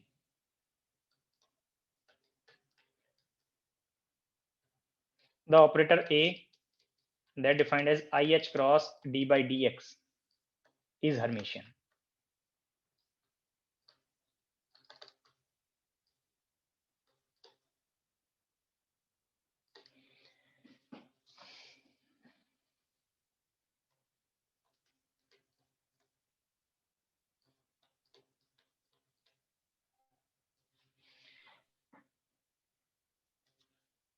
आपको मैंने यहाँ पे जो पॉइंट्स इस प्रॉब्लम को डिस्कस करने के लिए यूज किए हैं वो सभी को क्लियर होने चाहिए।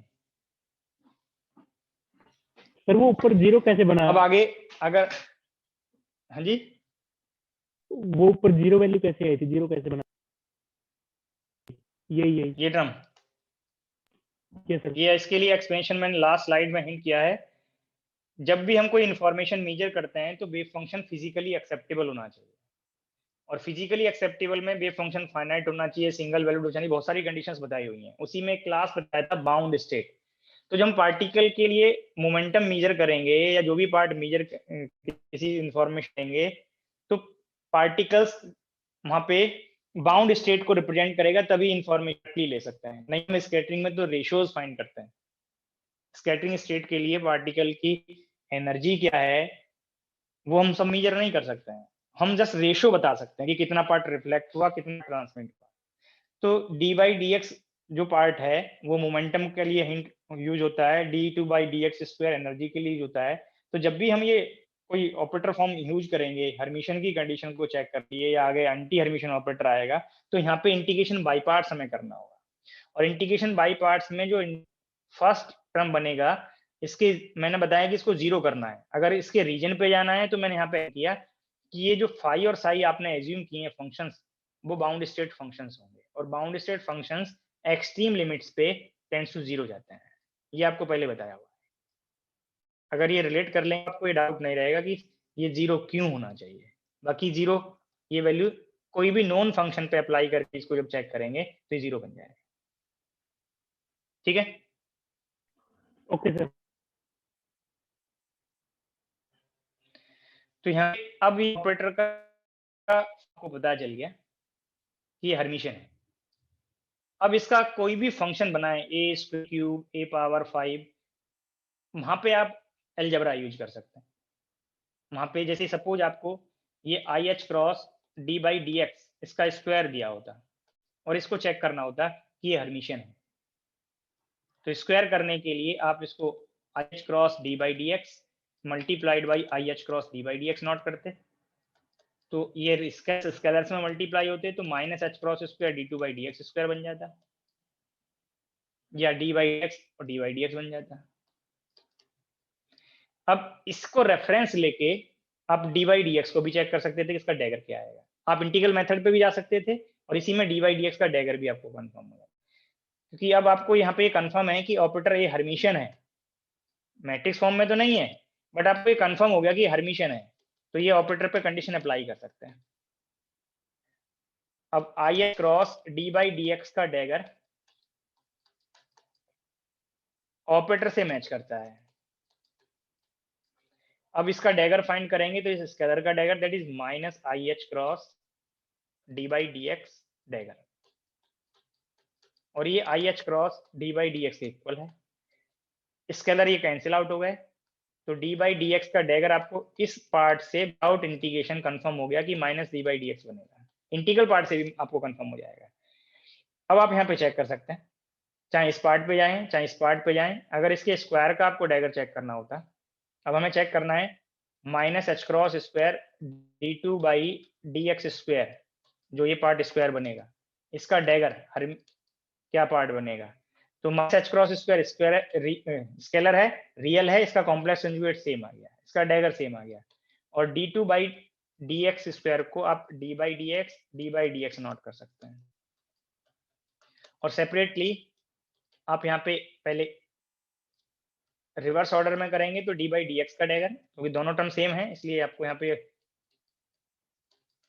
ये फेस नहीं होगा कि ऑर्डर चेंज करना है कि नहीं, बट नेक्स्ट टाइम कहीं जब डिफरेंट होंगे तब प्रॉब्लम हो सकती है, मिस्टेक हो सकती है, इसीलिए आपको मैंने यहाँ पे हिंट कर दिया कि रिवर्स ऑर्डर में करते हैं। अब ये डी बाई डी एक्स का डैगर आपको यहाँ पे बताया है, तो माइनस एच क्रॉस स्क्वायर, ये minus d by D x, ये minus d by D x और माइनस माइनस प्लस हो गया, तो ये आपको कंफर्म हो गया कि ऑपरेटर हर्मिशियन है। इंटीग्रल पार्ट आपको फर्स्ट टाइम ही यूज करना है, उसके किसी फंक्शन के लिए आपको फिर रिक्वायर्ड नहीं है इंटीग्रल पार्ट पे स्टेप फॉलो करने की। अब आप चेक करिए, इसको मैंने रेफरेंस लेके डी बाई डी एक्स का डैगर बता दिया, अब जो आप इंटीग्रल पार्ट से भी यूज कर सकते हो, और डी बाई डी एक्स का जो भी फंक्शन होगा उसके लिए आप ये d by D x dagger को डायरेक्ट प्लेस कर सकते हैं।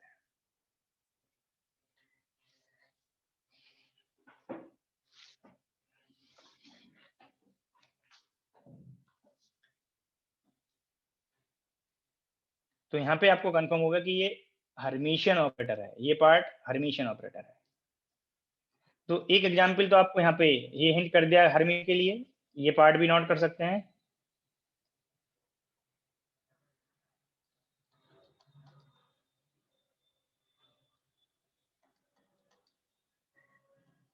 I H cross d by D x Hermitian है, minus h cross square d two by D x square Hermitian है, ये प्लस और माइनस दोनों केस में हर्मिशियन बनेगा। और एक ही सिंगल स्टेटमेंट में आप large number of examples note कर सकते हैं, all observables.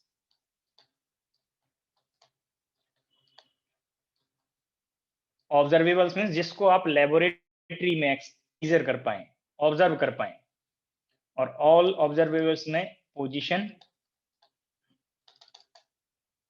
Linear momentum,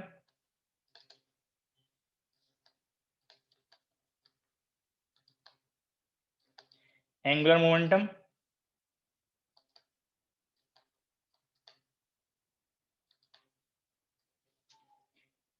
total kinetic, total energy operator. But ये कंडीशनल रिजल्ट है, अगर वो कंडीशन नहीं दिया है तो जनरल कंडीशन में आप इसको अप्लाई कर सकते हैं फॉर रियल पोटेंशियल। जब पोटेंशियल कॉम्प्लेक्स फॉर्म में होगा तब ये एनर्जी ऑपरेटर हर्मिशियन नहीं बनेगा। तो जितने भी ऑब्जर्वेबल्स हैं वो सब हर्मिशियन ऑपरेटर्स होंगे। रीजन क्या है, अभी आगे स्टेप्स फॉलो करेंगे तो आपको आइडिया मिलेगा।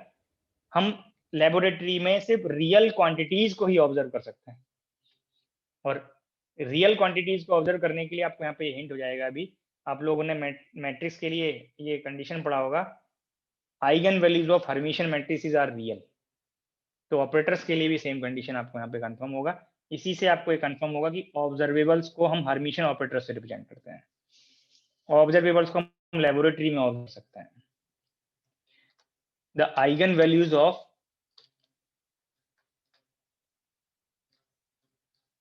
हर्मिशियन ऑपरेटर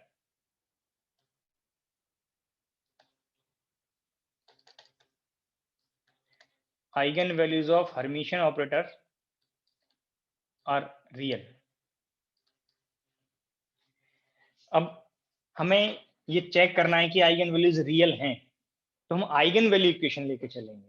किसी ऑपरेटर की आइगन वैल्यूज तो तभी फाइंड कर पाएंगे जब वो ऑपरेटर आइगन वैल्यू इक्वेशन को सेटिस्फाई करता हो। तो इसको चेक करने के लिए यहाँ पे आप एज्यूम करके चलेंगे, let ket of psi be the eigen function, और आइगन कैट वर्ड यूज कर सकते हैं क्योंकि कैट नोटेशन में है। जैसे आप फंक्शन के लिए चेक करते थे आइगन फंक्शन, तो यहाँ पे आइगन के साथ कैट वर्ड यूज सकते हैं आइगन कैट के लिए। मीनिंग सेम होगा कि कैट वेक्टर पे ऑपरेट कराएंगे तो वो सेम फॉर्म में आएगा, सेम कैट नोटेशन में बनेगा।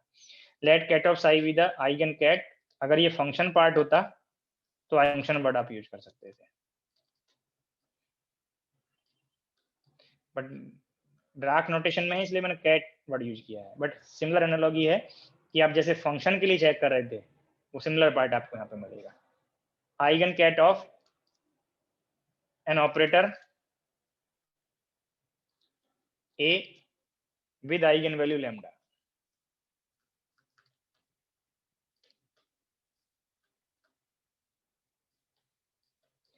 तो ये आइगन वैल्यू इक्वेशन आप नोट कर सकते हैं। ऑपरेटर को आप कैट नोटेशन पे ऑपरेट कराएंगे, लैम्डा आइगन कब बनेगा, जब ये कांस्टेंट आए।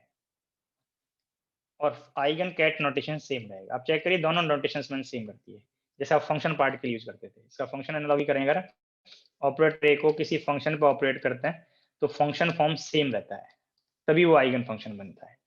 तो डिराक नोटेशन में आइगन वैल्यू इक्वेशन नोट किया है। अब जिस ऑपरेटर के लिए हम आइगन वैल्यू पे कंडीशन चेक कर रहे हैं कि वो रियल होंगी, इमेजिनरी होंगी, आगे डिफरेंट ऑपरेटर्स फॉर्म आएंगे, सिमिलर अप्रोच होगा। अब ऑपरेटर की कंडीशन को आप वहां पे इंक्लूड करिए, और ऑपरेटर की कंडीशन किससे रिलेटेड है? डैगर से रिलेटेड है, एडजॉइंट से रिलेटेड है। तो इस आइगन वैल्यू इक्वेशन का आप डैगर फाइंड कर दीजिए।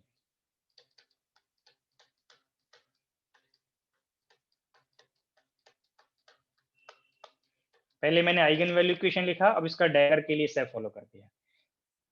यहाँ पे लेफ्ट साइड में ऑपरेटर है, कैट नोटेशन है, तो रिवर्स ऑर्डर में आप यहाँ पे डैगर फाइंड करेंगे। इस कैट वेक्टर का डैगर ब्रा वेक्टर और इस ऑपरेटर का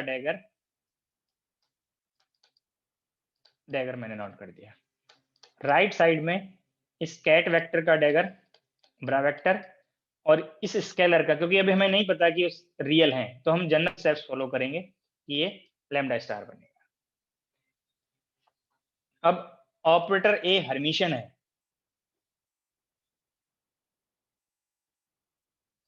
और जब हर्मिशियन है तो ए डैगर को आप ए से रिप्लेस कर सकते हैं।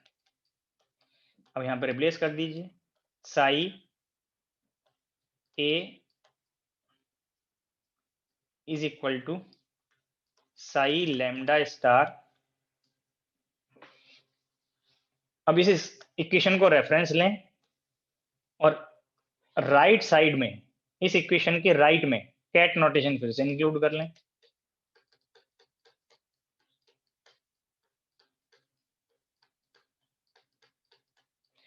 अब इस स्टेप पे फिर से आइगन वैल्यू इक्वेशन अप्लाई कर दें, जो आपको यहाँ पे बताया हुआ है।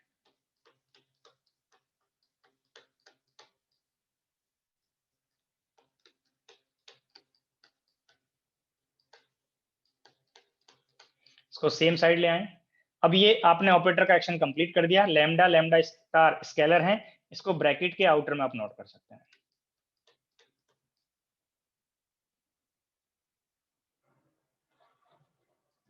जैसे ही आप नोट करेंगे आपको ये कंडीशन मिलेगा, लैम्डा स्टार माइनस लैम्डा या lambda minus lambda star psi psi bracket is equal to 0। अब जो ब्रेक से पहले आपको मैंने साई साई ब्रैकेट पे कंडीशन बताया था, क्योंकि साई से आप इंफॉर्मेशन ले रहे हैं, तो जब इंफॉर्मेशन ले रहे हैं तो एक स्कैट साई नल वेक्टर नहीं होगा, और जब नल वेक्टर नहीं होगा तो ये साई साई ब्रैकेट 0 नहीं बनेगा। जब ये 0 नहीं है तो इस रिलेशन को सेटिस्फाई करने के लिए सिंगल पॉसिबिलिटी है कि लैम्डा स्टार माइनस लैम्डा ये 0 होना चाहिए, और जैसे ये 0 होगा तो आपको यहाँ से कंफर्म होगा lambda star must be lambda. और ये किसकी कंडीशन है? अगर किसी क्वांटिटी का आप कॉम्प्लेक्स कंजुगेट फाइंड करें और वो क्वांटिटी से मैच कर जाए, that means lambda is real. यही आपको यहाँ पे मैंने कंफर्म आपको स्टेप फॉलो करके कंफर्म करा दिया है, स्टेटमेंट आपको नोट कराया हुआ है। तो ये स्टेटमेंट आपको कंफर्म होगा कि करेक्ट है, अब आगे ये अप्लाई कर सकते हैं। The eigen values of Hermitian operator are real.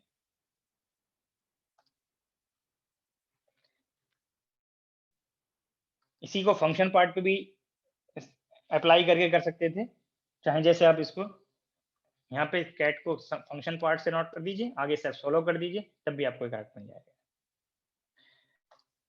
तो कैसे रियल हैं वो आपको कंफर्म हो गया। इसी में एक हर्मिशियन ऑपरेटर के रिगार्डिंग एक और अनदर इंपॉर्टेंट पॉइंट है, जो प्रॉब्लम में डायरेक्ट इनडायरेक्ट आपको हिंट होता है।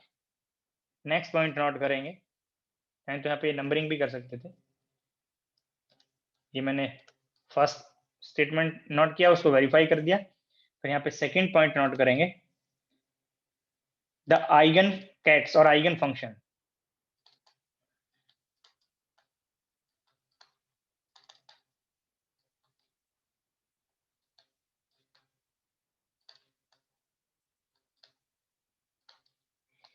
of a Hermitian operator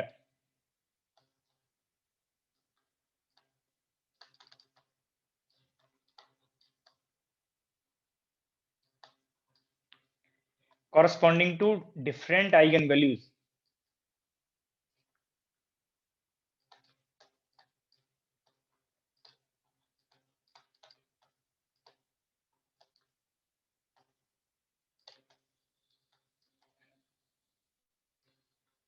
और ऑर्थोगोनल।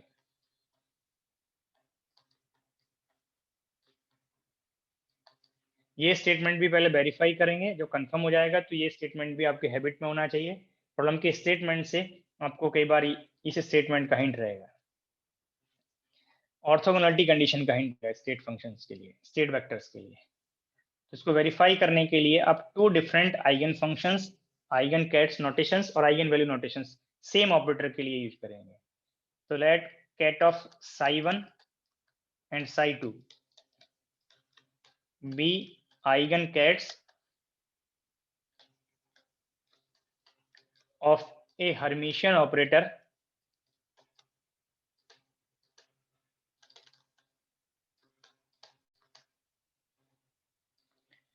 with eigenvalues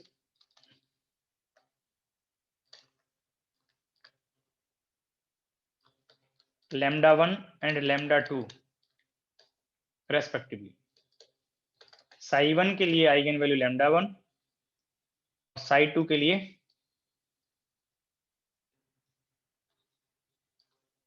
λ2। तो इस स्टेटमेंट से आपको सेम ऑपरेटर के 2 आइगन वैल्यू इक्वेशन का आइडिया है। First, a cat of psi1 is λ1 cat of psi1 and a psi2 λ2 cat of psi2। अब these 2 इक्वेशंस में किसी एक इक्वेशन का हर्मिशियन एडजॉइंट फाइंड कर लीजिए, कोई भी एक इक्वेशन का। सपोज मैंने सेकंड वाली इक्वेशन का हर्मिशियन एडजॉइंट फाइंड कर लिया, और जैसे ही हर्मिशियन एडजॉइंट के लिए स्टेप फॉलो करेंगे, ये ket vector change to bra vector of psi2, operator a dagger, right side में Hermitian adjoint bra vector of psi2 and λ2 star. अब इस स्टेप पे जाइए, क्योंकि आपको यहाँ पे बताया हर्मिशियन ऑपरेटर मेंशन कर दिया, और हर्मिशियन ऑपरेटर के लिए फर्स्ट स्टेटमेंट आपने वेरीफाई कर दिया। तो हर्मिशियन ऑपरेटर की आइगन वैल्यूज रियल होती हैं। जब रियल हैं तो आपको ये कंफर्म हो गया कि λ2 स्टार λ2 आप प्लेस कर सकते हैं। अब यहाँ पे आप सेकंड इक्वेशन का हर्मिशियन एडजॉइंट फाइंड किए, तो फर्स्ट फंक्शन राइट में आप इंक्लूड करिए। अगर फर्स्ट का हर्मिशियन एडजॉइंट फाइंड किए होते तो राइट में psi2 आप इंक्लूड करते। psi2 a डैगर psi1, जिससे 2 डिफरेंट आइगन फंक्शंस और आइगन वैल्यू नोटेशंस इंक्लूड हो जाएं। इसलिए यहाँ पे आप psi2 है तो राइट में psi1 आप यूज करेंगे। psi2 λ2 psi1 ket vector. अब ऑपरेटर हर्मिशियन है तो a डैगर a के इक्वल मैच करेगा, यहाँ पे अप्लाई कर दीजिए। तो psi2 operator a psi1, right side same रहेगा, psi2 λ2 psi1। अब ये पार्ट पे आप फर्स्ट आइगन वैल्यू इक्वेशन का रिजल्ट प्लेस कर दीजिए।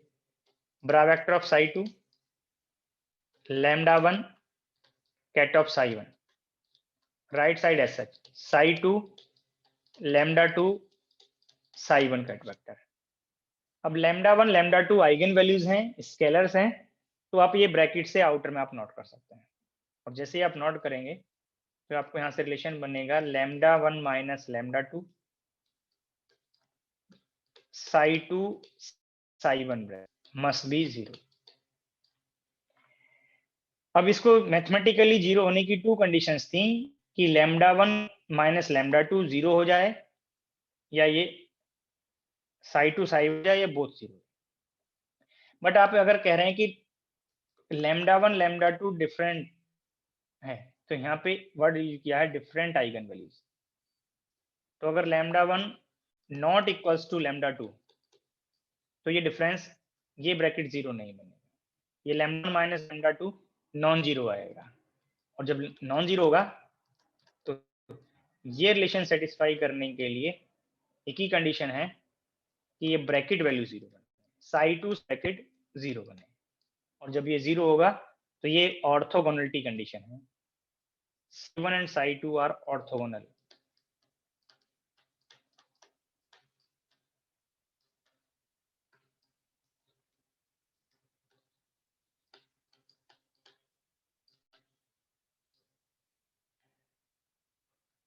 तो तो ये स्टेटमेंट वेरीफाई हो गया। द आइगन कैट्स और eigen function of a Hermitian operator corresponding to different eigen value. तो जब λ1 और λ2 डिफरेंट होंगे तब आपको ये कंफर्म होगा कि उनके कॉरस्पॉन्डिंग जो आइगन फंक्शन है सेम हर्मिशियन ऑपरेटर के, वो ऑर्थोगोनलिटी शो करेंगे। डिफरेंट हर्मिशियन ऑपरेटर का कंसेप्ट नहीं है, मैंने ऑपरेटर सेम लिया है, आइगन फंक्शंस और आइगन वैल्यूज डिफरेंट लिए। तो ये आपको आगे कहीं रिक्वायर्ड होंगे प्रॉब्लम के स्टेप्स में, प्रॉब्लम के स्टेटमेंट से हिंट होगा। तो ये ब्रैकेट वैल्यू 0 है या नॉन जीरो है, आपको सजेस्ट करने के लिए, हिंट करने के लिए ये स्टेटमेंट नोट कराया है कि कब आपको ये स्टेटमेंट से कंफर्म रहेगा कि वो 0 है।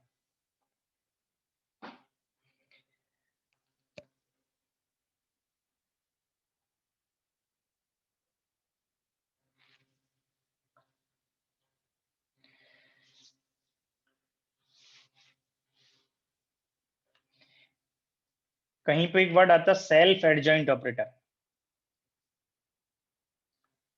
यहाँ पे इसी पार्ट पे नोट कर दीजिएगा। हर्मिशियन ऑपरेटर और सेल्फ एडजॉइंट ऑपरेटर, इसका मतलब कि जिसका हर्मिशियन एडजॉइंट ऑपरेटर इटसेल्फ से मैच करे, सेल्फ एडजॉइंट ऑपरेटर। तो वर्ड डिफरेंट है बट कंडीशंस और स्टेप सेम रहेंगे। हर्मिशियन ऑपरेटर और सेल्फ एडजॉइंट ऑपरेटर, किसी पर्टिकुलर प्रॉब्लम में पूछेगा कि what is the Hermitian adjoint of this given operator, तो हर्मिशियन एडजॉइंट भी आप सेम मेथड से ही फाइंड करेंगे जो इंटीग्रल मेथड मैंने बताया है। ये स्टेप्स फॉलो करेंगे और इस स्टेप पे आप कंपेयर करें। इस स्टेप पे जो भी यहाँ पे टर्म मॉडिफाई हो रहा होगा, इस स्टेप पे आप आगे कंफर्म करेंगे। तो ए डैगर जब इसको ओपन करने लगे अगर, तो ये 5 डैगर ए डैगर बनेगा, और 5 डैगर ए बनेगा तो ए डैगर को आप यहाँ से कंपेयर कर सकते हैं। तो आपको हर्मिशियन चेक करना हो, हर्मिशियन शो करना हो, या हर्मिशियन एडजॉइंट फाइंड करना हो, सेल्फ एडजॉइंट फाइंड करना हो ऑपरेटर का, तो स्टेप सिमिलर हैं। इसी में एक आगे ऑपरेटर एंटी हर्मिशियन ऑपरेटर में भी सिमिलर स्टेप्स ही फॉलो करने होंगे with minus sign. Anti Hermitian और skew Hermitian operator, next operator आप यहाँ पे नोट करेंगे, एंटी हर्मिशियन और स्क्यू हर्मिशियन ऑपरेटर।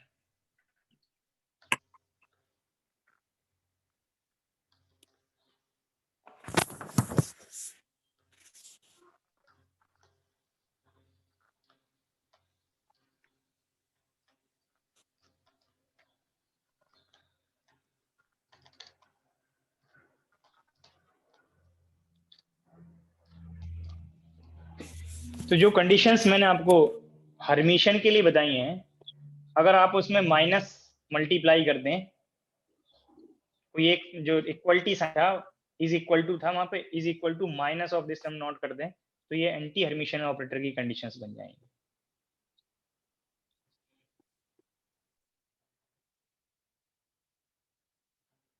तो आप यहाँ पे कंपेयर करें, ये कंडीशंस आपको नोट कराएंगे हर्मिशियन के लिए। अगर इस कंडीशन में आप माइनस कर दें, कंडीशन में आप माइनस कर दें, तो ये एंटी हर्मिशियन ऑपरेटर की कंडीशंस बन गई। तो कंडीशंस आपको सेपरेटली मेमोराइज नहीं करनी पड़ेंगी, हर्मिशियन ऑपरेटर की कंडीशन को रेफरेंस लेके आप इसकी हर्मिशियन ऑपरेटर और एंटी हर्मिशियन ऑपरेटर की कंडीशंस नोट कर सकते हैं। An operator A is said to be skew Hermitian or anti-Hermitian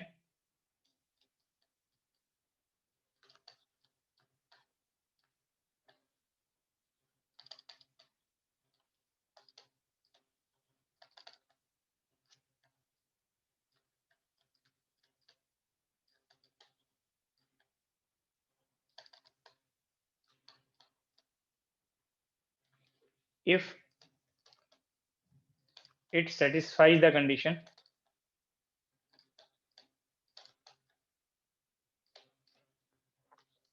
phi operator over psi bracket is equal to minus of a phi psi bracket। ये function part के लिए, और इसी में ड्राक नोटेशन के लिए phi a psi bracket is equal to minus of ये part पे आप एनालॉजी करेंगे इस पार्ट पे। Phi A dagger Sai,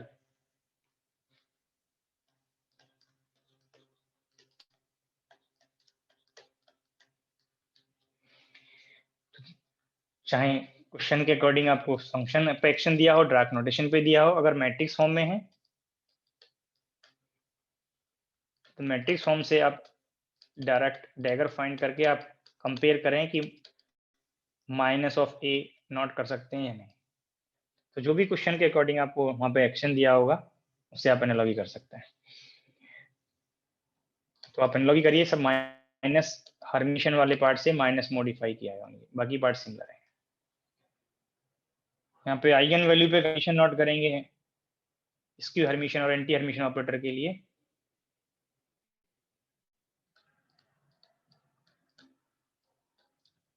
The eigenvalues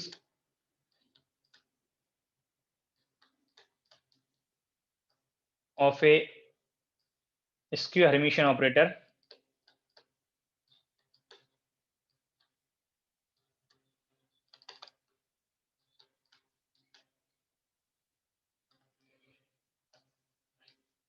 are either purely imaginary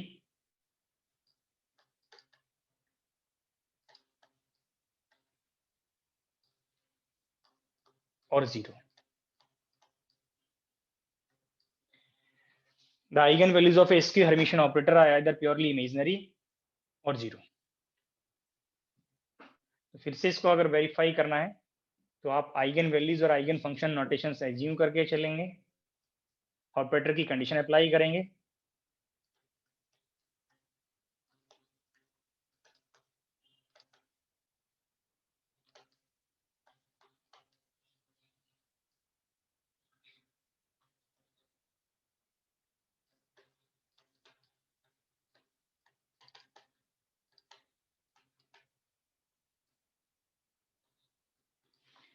eigen value equation note करेंगे, operator over eigen ket of psi is equal to lambda ket of Sai.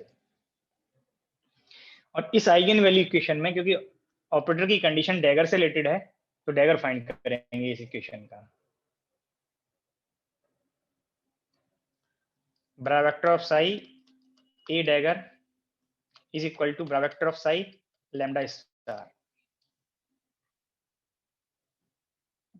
Statement में mention है skew Hermitian operator, तो आपको ये confirm हो गया कि a dagger is equal to minus a, तो psi minus a is equal to bra vector of psi lambda star, और इस माइनस को मैंने यहाँ पे एडजस्ट कर दिया, psi a is equal to psi lambda star. अब राइट में कैट वेक्टर इंक्लूड करें बोथ साइड, और फिर से यहाँ पे eigen value equation of operator apply कर दें और सेम साइड ले आए।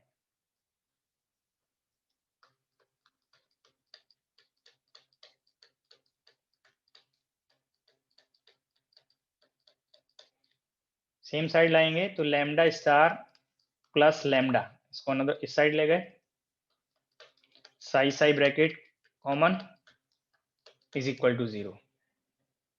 अभी आपको ये हिंट किया था कि कैट ऑफ साई से आप इंफॉर्मेशन फाइंड कर रहे हैं, तो ket of psi null vector नहीं है, या नल वेक्टर नहीं है तो साई साई ब्रैकेट 0 नहीं होगा। जब 0 नहीं है तो ये लैम्डा स्टार प्लस लैम्डा 0 बनेगा, और lambda star is equal to minus lambda. If lambda 0 then lambda star 0, तब ये सम फिर से 0 बन सकता है। तो यहां से तो कंफर्म हुआ कि या तो 0 बनेगा, और ये कंडीशन आपको प्योरली इमेजिनरी का है। दोनों केस में ये कंडीशन फुलफिल हो जाएगा। ये टर्म अगर लैम्डा को आप प्योरली इमेजिनरी ले रहे हैं, उसका कॉम्प्लेक्स कंजुगेट तो दैट वैल्यू माइनस से मॉडिफाई होता है। अगर दोनों टर्म अब लैम्डा को 0 ले रहे हैं तो 0 का कॉम्प्लेक्स कंजुगेट 0 होगा, और सम करेंगे तब भी 0 बन जाएगा। यही स्टेटमेंट आपको नोट कराया है कि eigen values of skew Hermitian operator is either purely imaginary और जीरो। दोनों पॉसिबिलिटी आपको यहाँ पे इंक्लूड हो सकती हैं, जो आपको यहाँ पे हिंट किया है। या तो दोनों जीरो बन जाए ये पार्ट, तब भी सम जीरो है, या ये कंडीशन फुलफिल हो रही हो तो डिफरेंस बनने से ये टर्म जीरो बन जाएगा। तो आपको यहाँ पे स्क्यू हर्मिशियन ऑपरेटर क्या है, उसकी आइगन वैल्यू पे कंडीशन क्या है, वो आपको यहाँ पे नोट हो गया। एग्जाम्पल क्या बनेंगे स्क्यू हर्मिशियन ऑपरेटर के?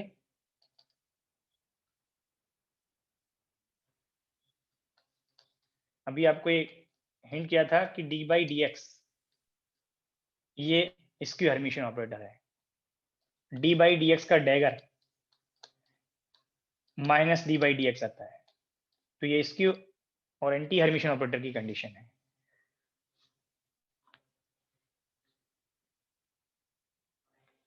डी बाई डी एक्स के साथ अगर कोई आप रियल टर्म मल्टीप्लाई करेंगे, सपोज आपने एच क्रॉस मल्टीप्लाई कर दिया, तब भी ये एंटी हर्मिशियन ऑपरेटर बनेगा, स्क्यू हर्मिशियन ऑपरेटर बनेगा।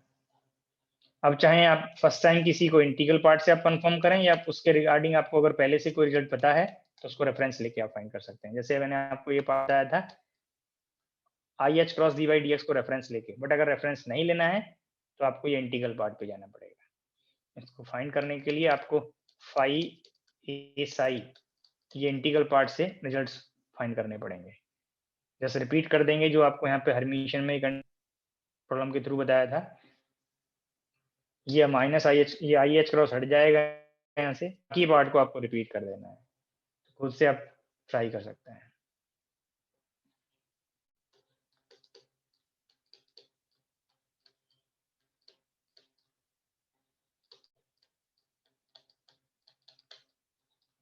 इसको इंटीग्रेशन बाय पार्ट सिंप्लीफाई कर लें और लास्ट में आपको पता चलेगा कि ये टर्म को आप नोट कर सकते हैं डी बाई डी एक्स, ये फाई डैगर था, टोटल का phi dagger, total dagger psi x d x, and this sum is minus of a phi psi. तो इस स्टेप पे आप डैगर को कंपेयर कर लेंगे, और जैसे डैगर कंपेयर हुआ तो आपको यह कंफर्म हो गया कि d by D x dagger is equal to minus d by D x. तो ये एंटी हर्मिशियन ऑपरेटर है। अब इसमें कोई भी रियल टर्म मल्टीप्लाई करेंगे तो एंटी हर्मिशियन ऑपरेटर बनेगा। और भी कोई ऑपरेटर एंटी हर्मिशियन की कंडीशन को फॉलो कर सकता है, कंडीशन सब चेक करके आप कंपेयर कर सकते हैं।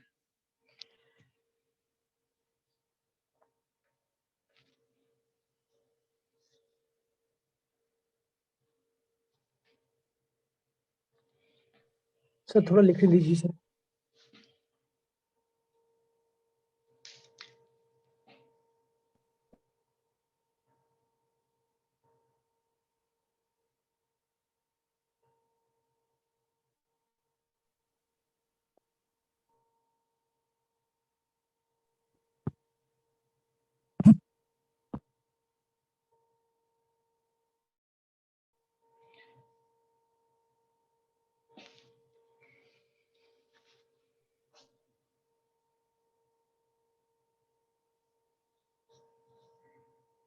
सर पीछे टाइप्स ऑफ ऑपरेटर से आ जाइए।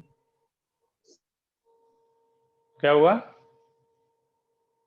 पीछे वाले स्लाइड में फिर से आ जाइए प्लीज।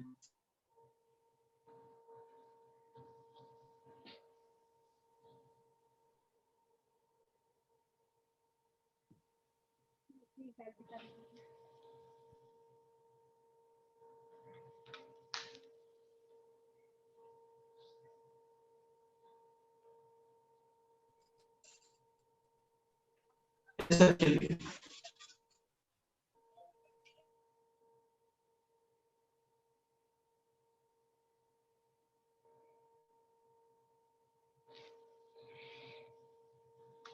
बाकी नेक्स्ट लेक्चर में डिस्कस करेंगे, टाइप्स ऑफ ऑपरेटर्स कंटिन्यू करेंगे, इनके रिगार्डिंग पॉइंट्स आपको डिस्कस करेंगे, फिर प्रॉब्लम्स पे चलेंगे। किसी को कुछ पूछना है तो पूछ लीजिए।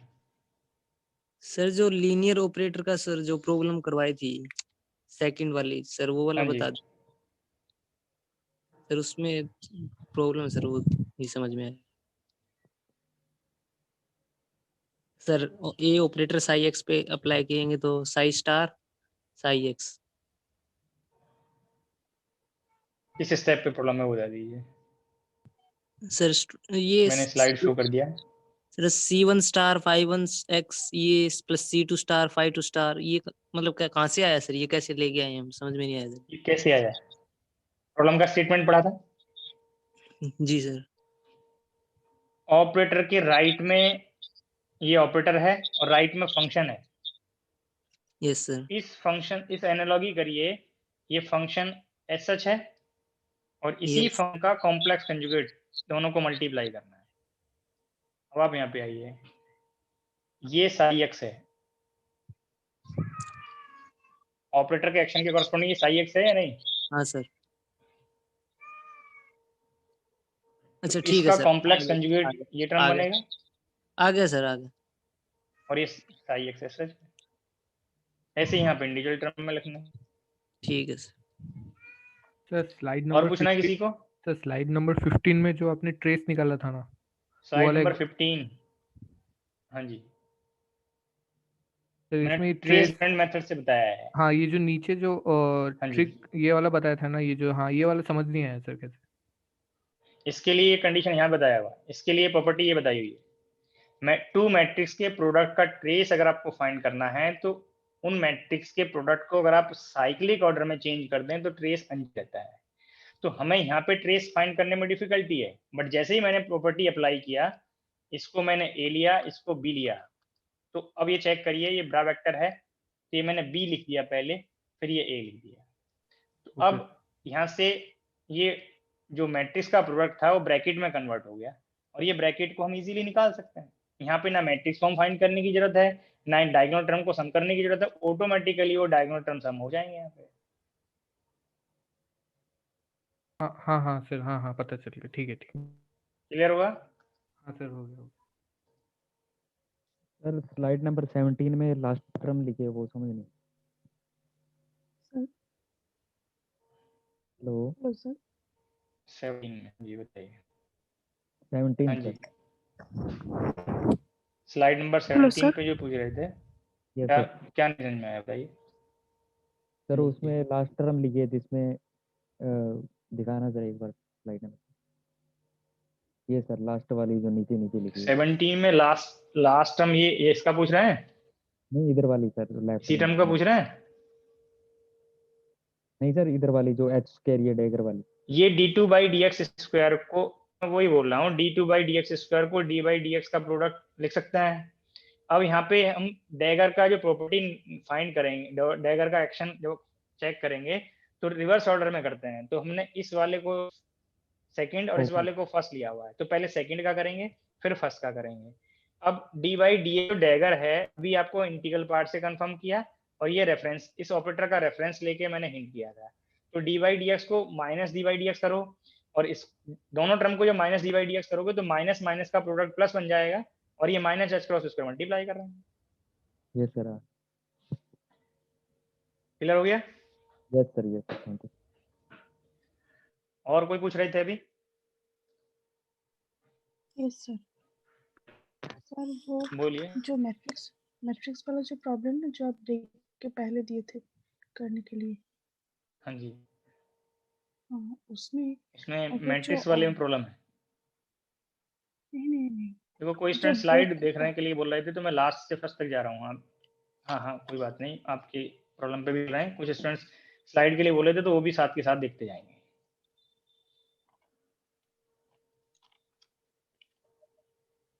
बोलो। मैं वापस इसी प्रॉब्लम पे आ रहा हूँ, आप इस प्रॉब्लम के लिए कह रहे थे। हाँ जी हेलो सर, मैं ये कह रही थी जैसे आया एच क्रॉस डी dx का अगर स्क्वायर किया तो वो भी हमारा हर्मिशियन आया। तो सर ऐसे अगर कोई हर्मिशियन है तो क्यूब करेंगे या फोर्थ पावर करेंगे तो वो भी हर्मिशियन ही आएगा। हर्मिशियन ऑपरेटर का रियल फंक्शन हर्मिशियन बनेगा। जैसे स्क्वायर कर रहे हैं तो आप उसका मल्टीप्लाई तो कर रहे हैं, बाकी आपने एक्स्ट्रा कोई इमेजिनरी फैक्टर तो कहीं से नहीं लिया है, जो ऑपरेटर की डेफिनेशन में है वही आप इंक्लूड कर रहे हैं।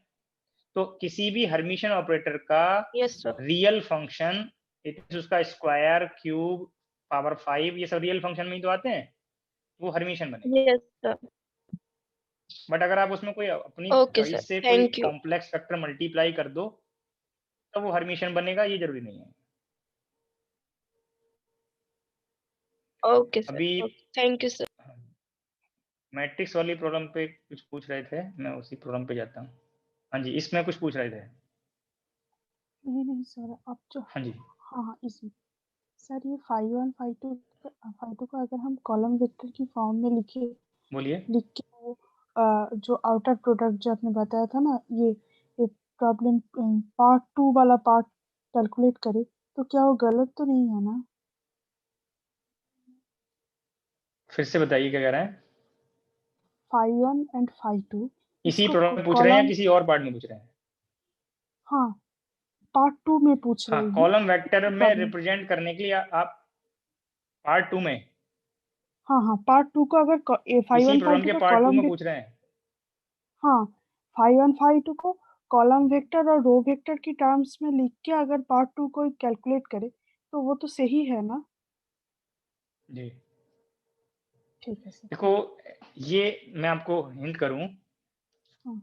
ये तब आप रिलेट रहे हो कि जब 5 1 को आप इस फॉर्म में ले रहे हो, 5 2 को इस फॉर्म में ले रहे हो, ये आप पूछना चाह रहे हो, तब आप उससे साई 1 साई 2 का मैट्रिक्स फॉर्म बना लोगे, उससे मैट्रिक्स बन जाएगा इजीली। बट अगर आपको 5 1 5 2 का फॉर्म नहीं भी दिया है तब भी जो मैंने मेथड बताया वो करेक्ट है। ओके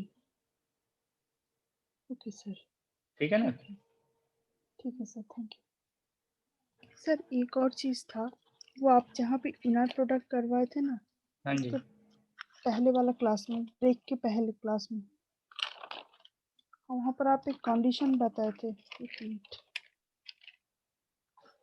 हाँ जी,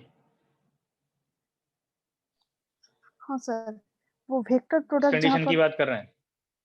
हाँ हाँ वेक्टर प्रोडक्ट, हाँ हाँ जी, इससे तो हम बोलिए। जब आइडेंटिकल पार्टिकल्स पढ़ते हैं ना, जो स्पिन पार्ट और स्पेस पार्ट पढ़ते हैं, हाँ जी, उसी से रिलेट कर सकते हैं हाँ ना जी, इसको? Okay sir, thank you sir. हाँ जी, मैंने एग्जाम्पल 3-4 टाइम्स बता भी दिया है सर एग्जाम्पल इस पे ना, कि हाँ कब सर, आपको ये अलाउड होगा, सॉरी। कब फॉरबिडन होगा। सर आप वो मैट्रिक्स से बता रहे थे कि आइगन वैल्यूज कैसे निकालते, वो लैम्डा ऐसा कुछ करके। मैट्रिक्स की आईक्यू कैलकुलेट करना तो आपको आता होगा। A minus lambda 2x2 3x3 matrix के आइगन वैल्यूज निकालते हैं नहीं निकालते हैं? सर उस पे प्रॉब्लम करवाओगे आप सर? 12th से ही सीखा होगा मैट्रिक्स। हाँ मैं तो कराऊंगा, पर वो इसलिए हिंट कर दिया, मैट्रिक्स रिप्रेजेंटेशन जैसे ही आया आपको क्वांटम मैकेनिक्स में बाकी स्टेप्स भूल के मैथमेटिकल प्रॉब्लम पे चले जाना चाहिए, कि मैथमेटिक्स में जब हम मैट्रिक्स की प्रॉब्लम सॉल्व करते हैं तो उनके स्टेप्स क्या हैं, कैसे फॉलो करते हैं, वो आपको रिकॉल हो जाते थे। उससे प्रॉब्लम क्या होगा कि जो एक्स्ट्रा प्रेशर होता है ना क्वांटम मैकेनिक्स का, वो हट जाएगा। ये मैट्रिक्स है, कोई भी मैट्रिक्स होता है, आप उसके 2x2 या 3x3 मैट्रिक्स दिया है, उसका आइगन वैल्यू कैलकुलेट करने का मेथड आप यही पढ़ते हैं कि अगर मैट्रिक्स सपोज 2x2 है यहाँ पे ABCD, तो इसको डायगोनलाइज करते हैं या नहीं, डायगोनल टर्म से आप ये लैम्डा डिफरेंस करते हैं और इसका डिटरमिनेंट को 0 करते हैं। यही किया था या नहीं? सर ये दिया। बोलिए। Yes sir, yes sir. इसको 0 करके लैम्डा की वैल्यू निकाल देता है, तो वो मेथड सजेस्ट किया। इस फॉर्म में लिखने का मतलब यही तो है कि A minus lambda I determinant must be 0। I unit matrix है, यूनिट मैट्रिक्स में सिर्फ डायगोनल एलिमेंट ही तो नॉन जीरो होते हैं, तो ये डायगोनल पे कंट्रीब्यूट कर जाता है। ठीक है, ओके सर।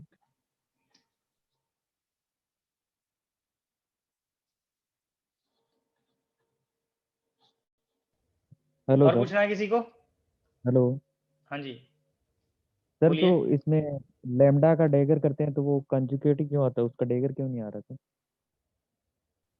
अबे सर जो लैम्डा ऑपरेट ऑपरेट करते हैं लैम्डा, तो उसमें उसका कंजुगेट क्यों आ रहा है सर, ब्रेक से डैगर क्यों पहले नहीं? थे, यस सर। ब्रेक से थे आप नहीं थे? बोलिए। थे सर, ब्रेक से पहले तो। Naveen Kumar. Yes sir, yes sir. देखो, जो क्वेश्चन आपने पूछा है उसका आंसर इस स्टेप में भी है। ओके सर, ठीक है। उसका आंसर यहाँ पे भी है। आइगन वैल्यू स्केलर ही तो होता है, ऑपरेटर थोड़ी होता है आइगन वैल्यू। आइगन वैल्यू तो कांस्टेंट वैल्यू होती है। और ओके सर, स्केलर के लिए आपको ट्रांसपोज थोड़ी करना होगा, ओनली कॉम्प्लेक्स कंजुगेट करना होगा। यस ठीक है। Sir, yes. Hello sir. Hello हाँ जी सर, बोलिए। How does an operator change when you change the basis? वो आगे सिखाएंगे, अभी तो ऑपरेटर स्टार्ट किया है। पहले एक बेसिस में तो पढ़ लें इनको, फिर ट्रांसफॉर्मेशन ऑफ बेसिस बताएंगे। Okay sir, okay, thank you sir. ठीक है, तो ओके फिर सर, वेट करिए, अगर तब डाउट आए तो तब पूछ लीजिएगा। ठीक है सर, थैंक यू। और पूछना किसी को? Thank you sir. मैं एग्जिट करता हूँ।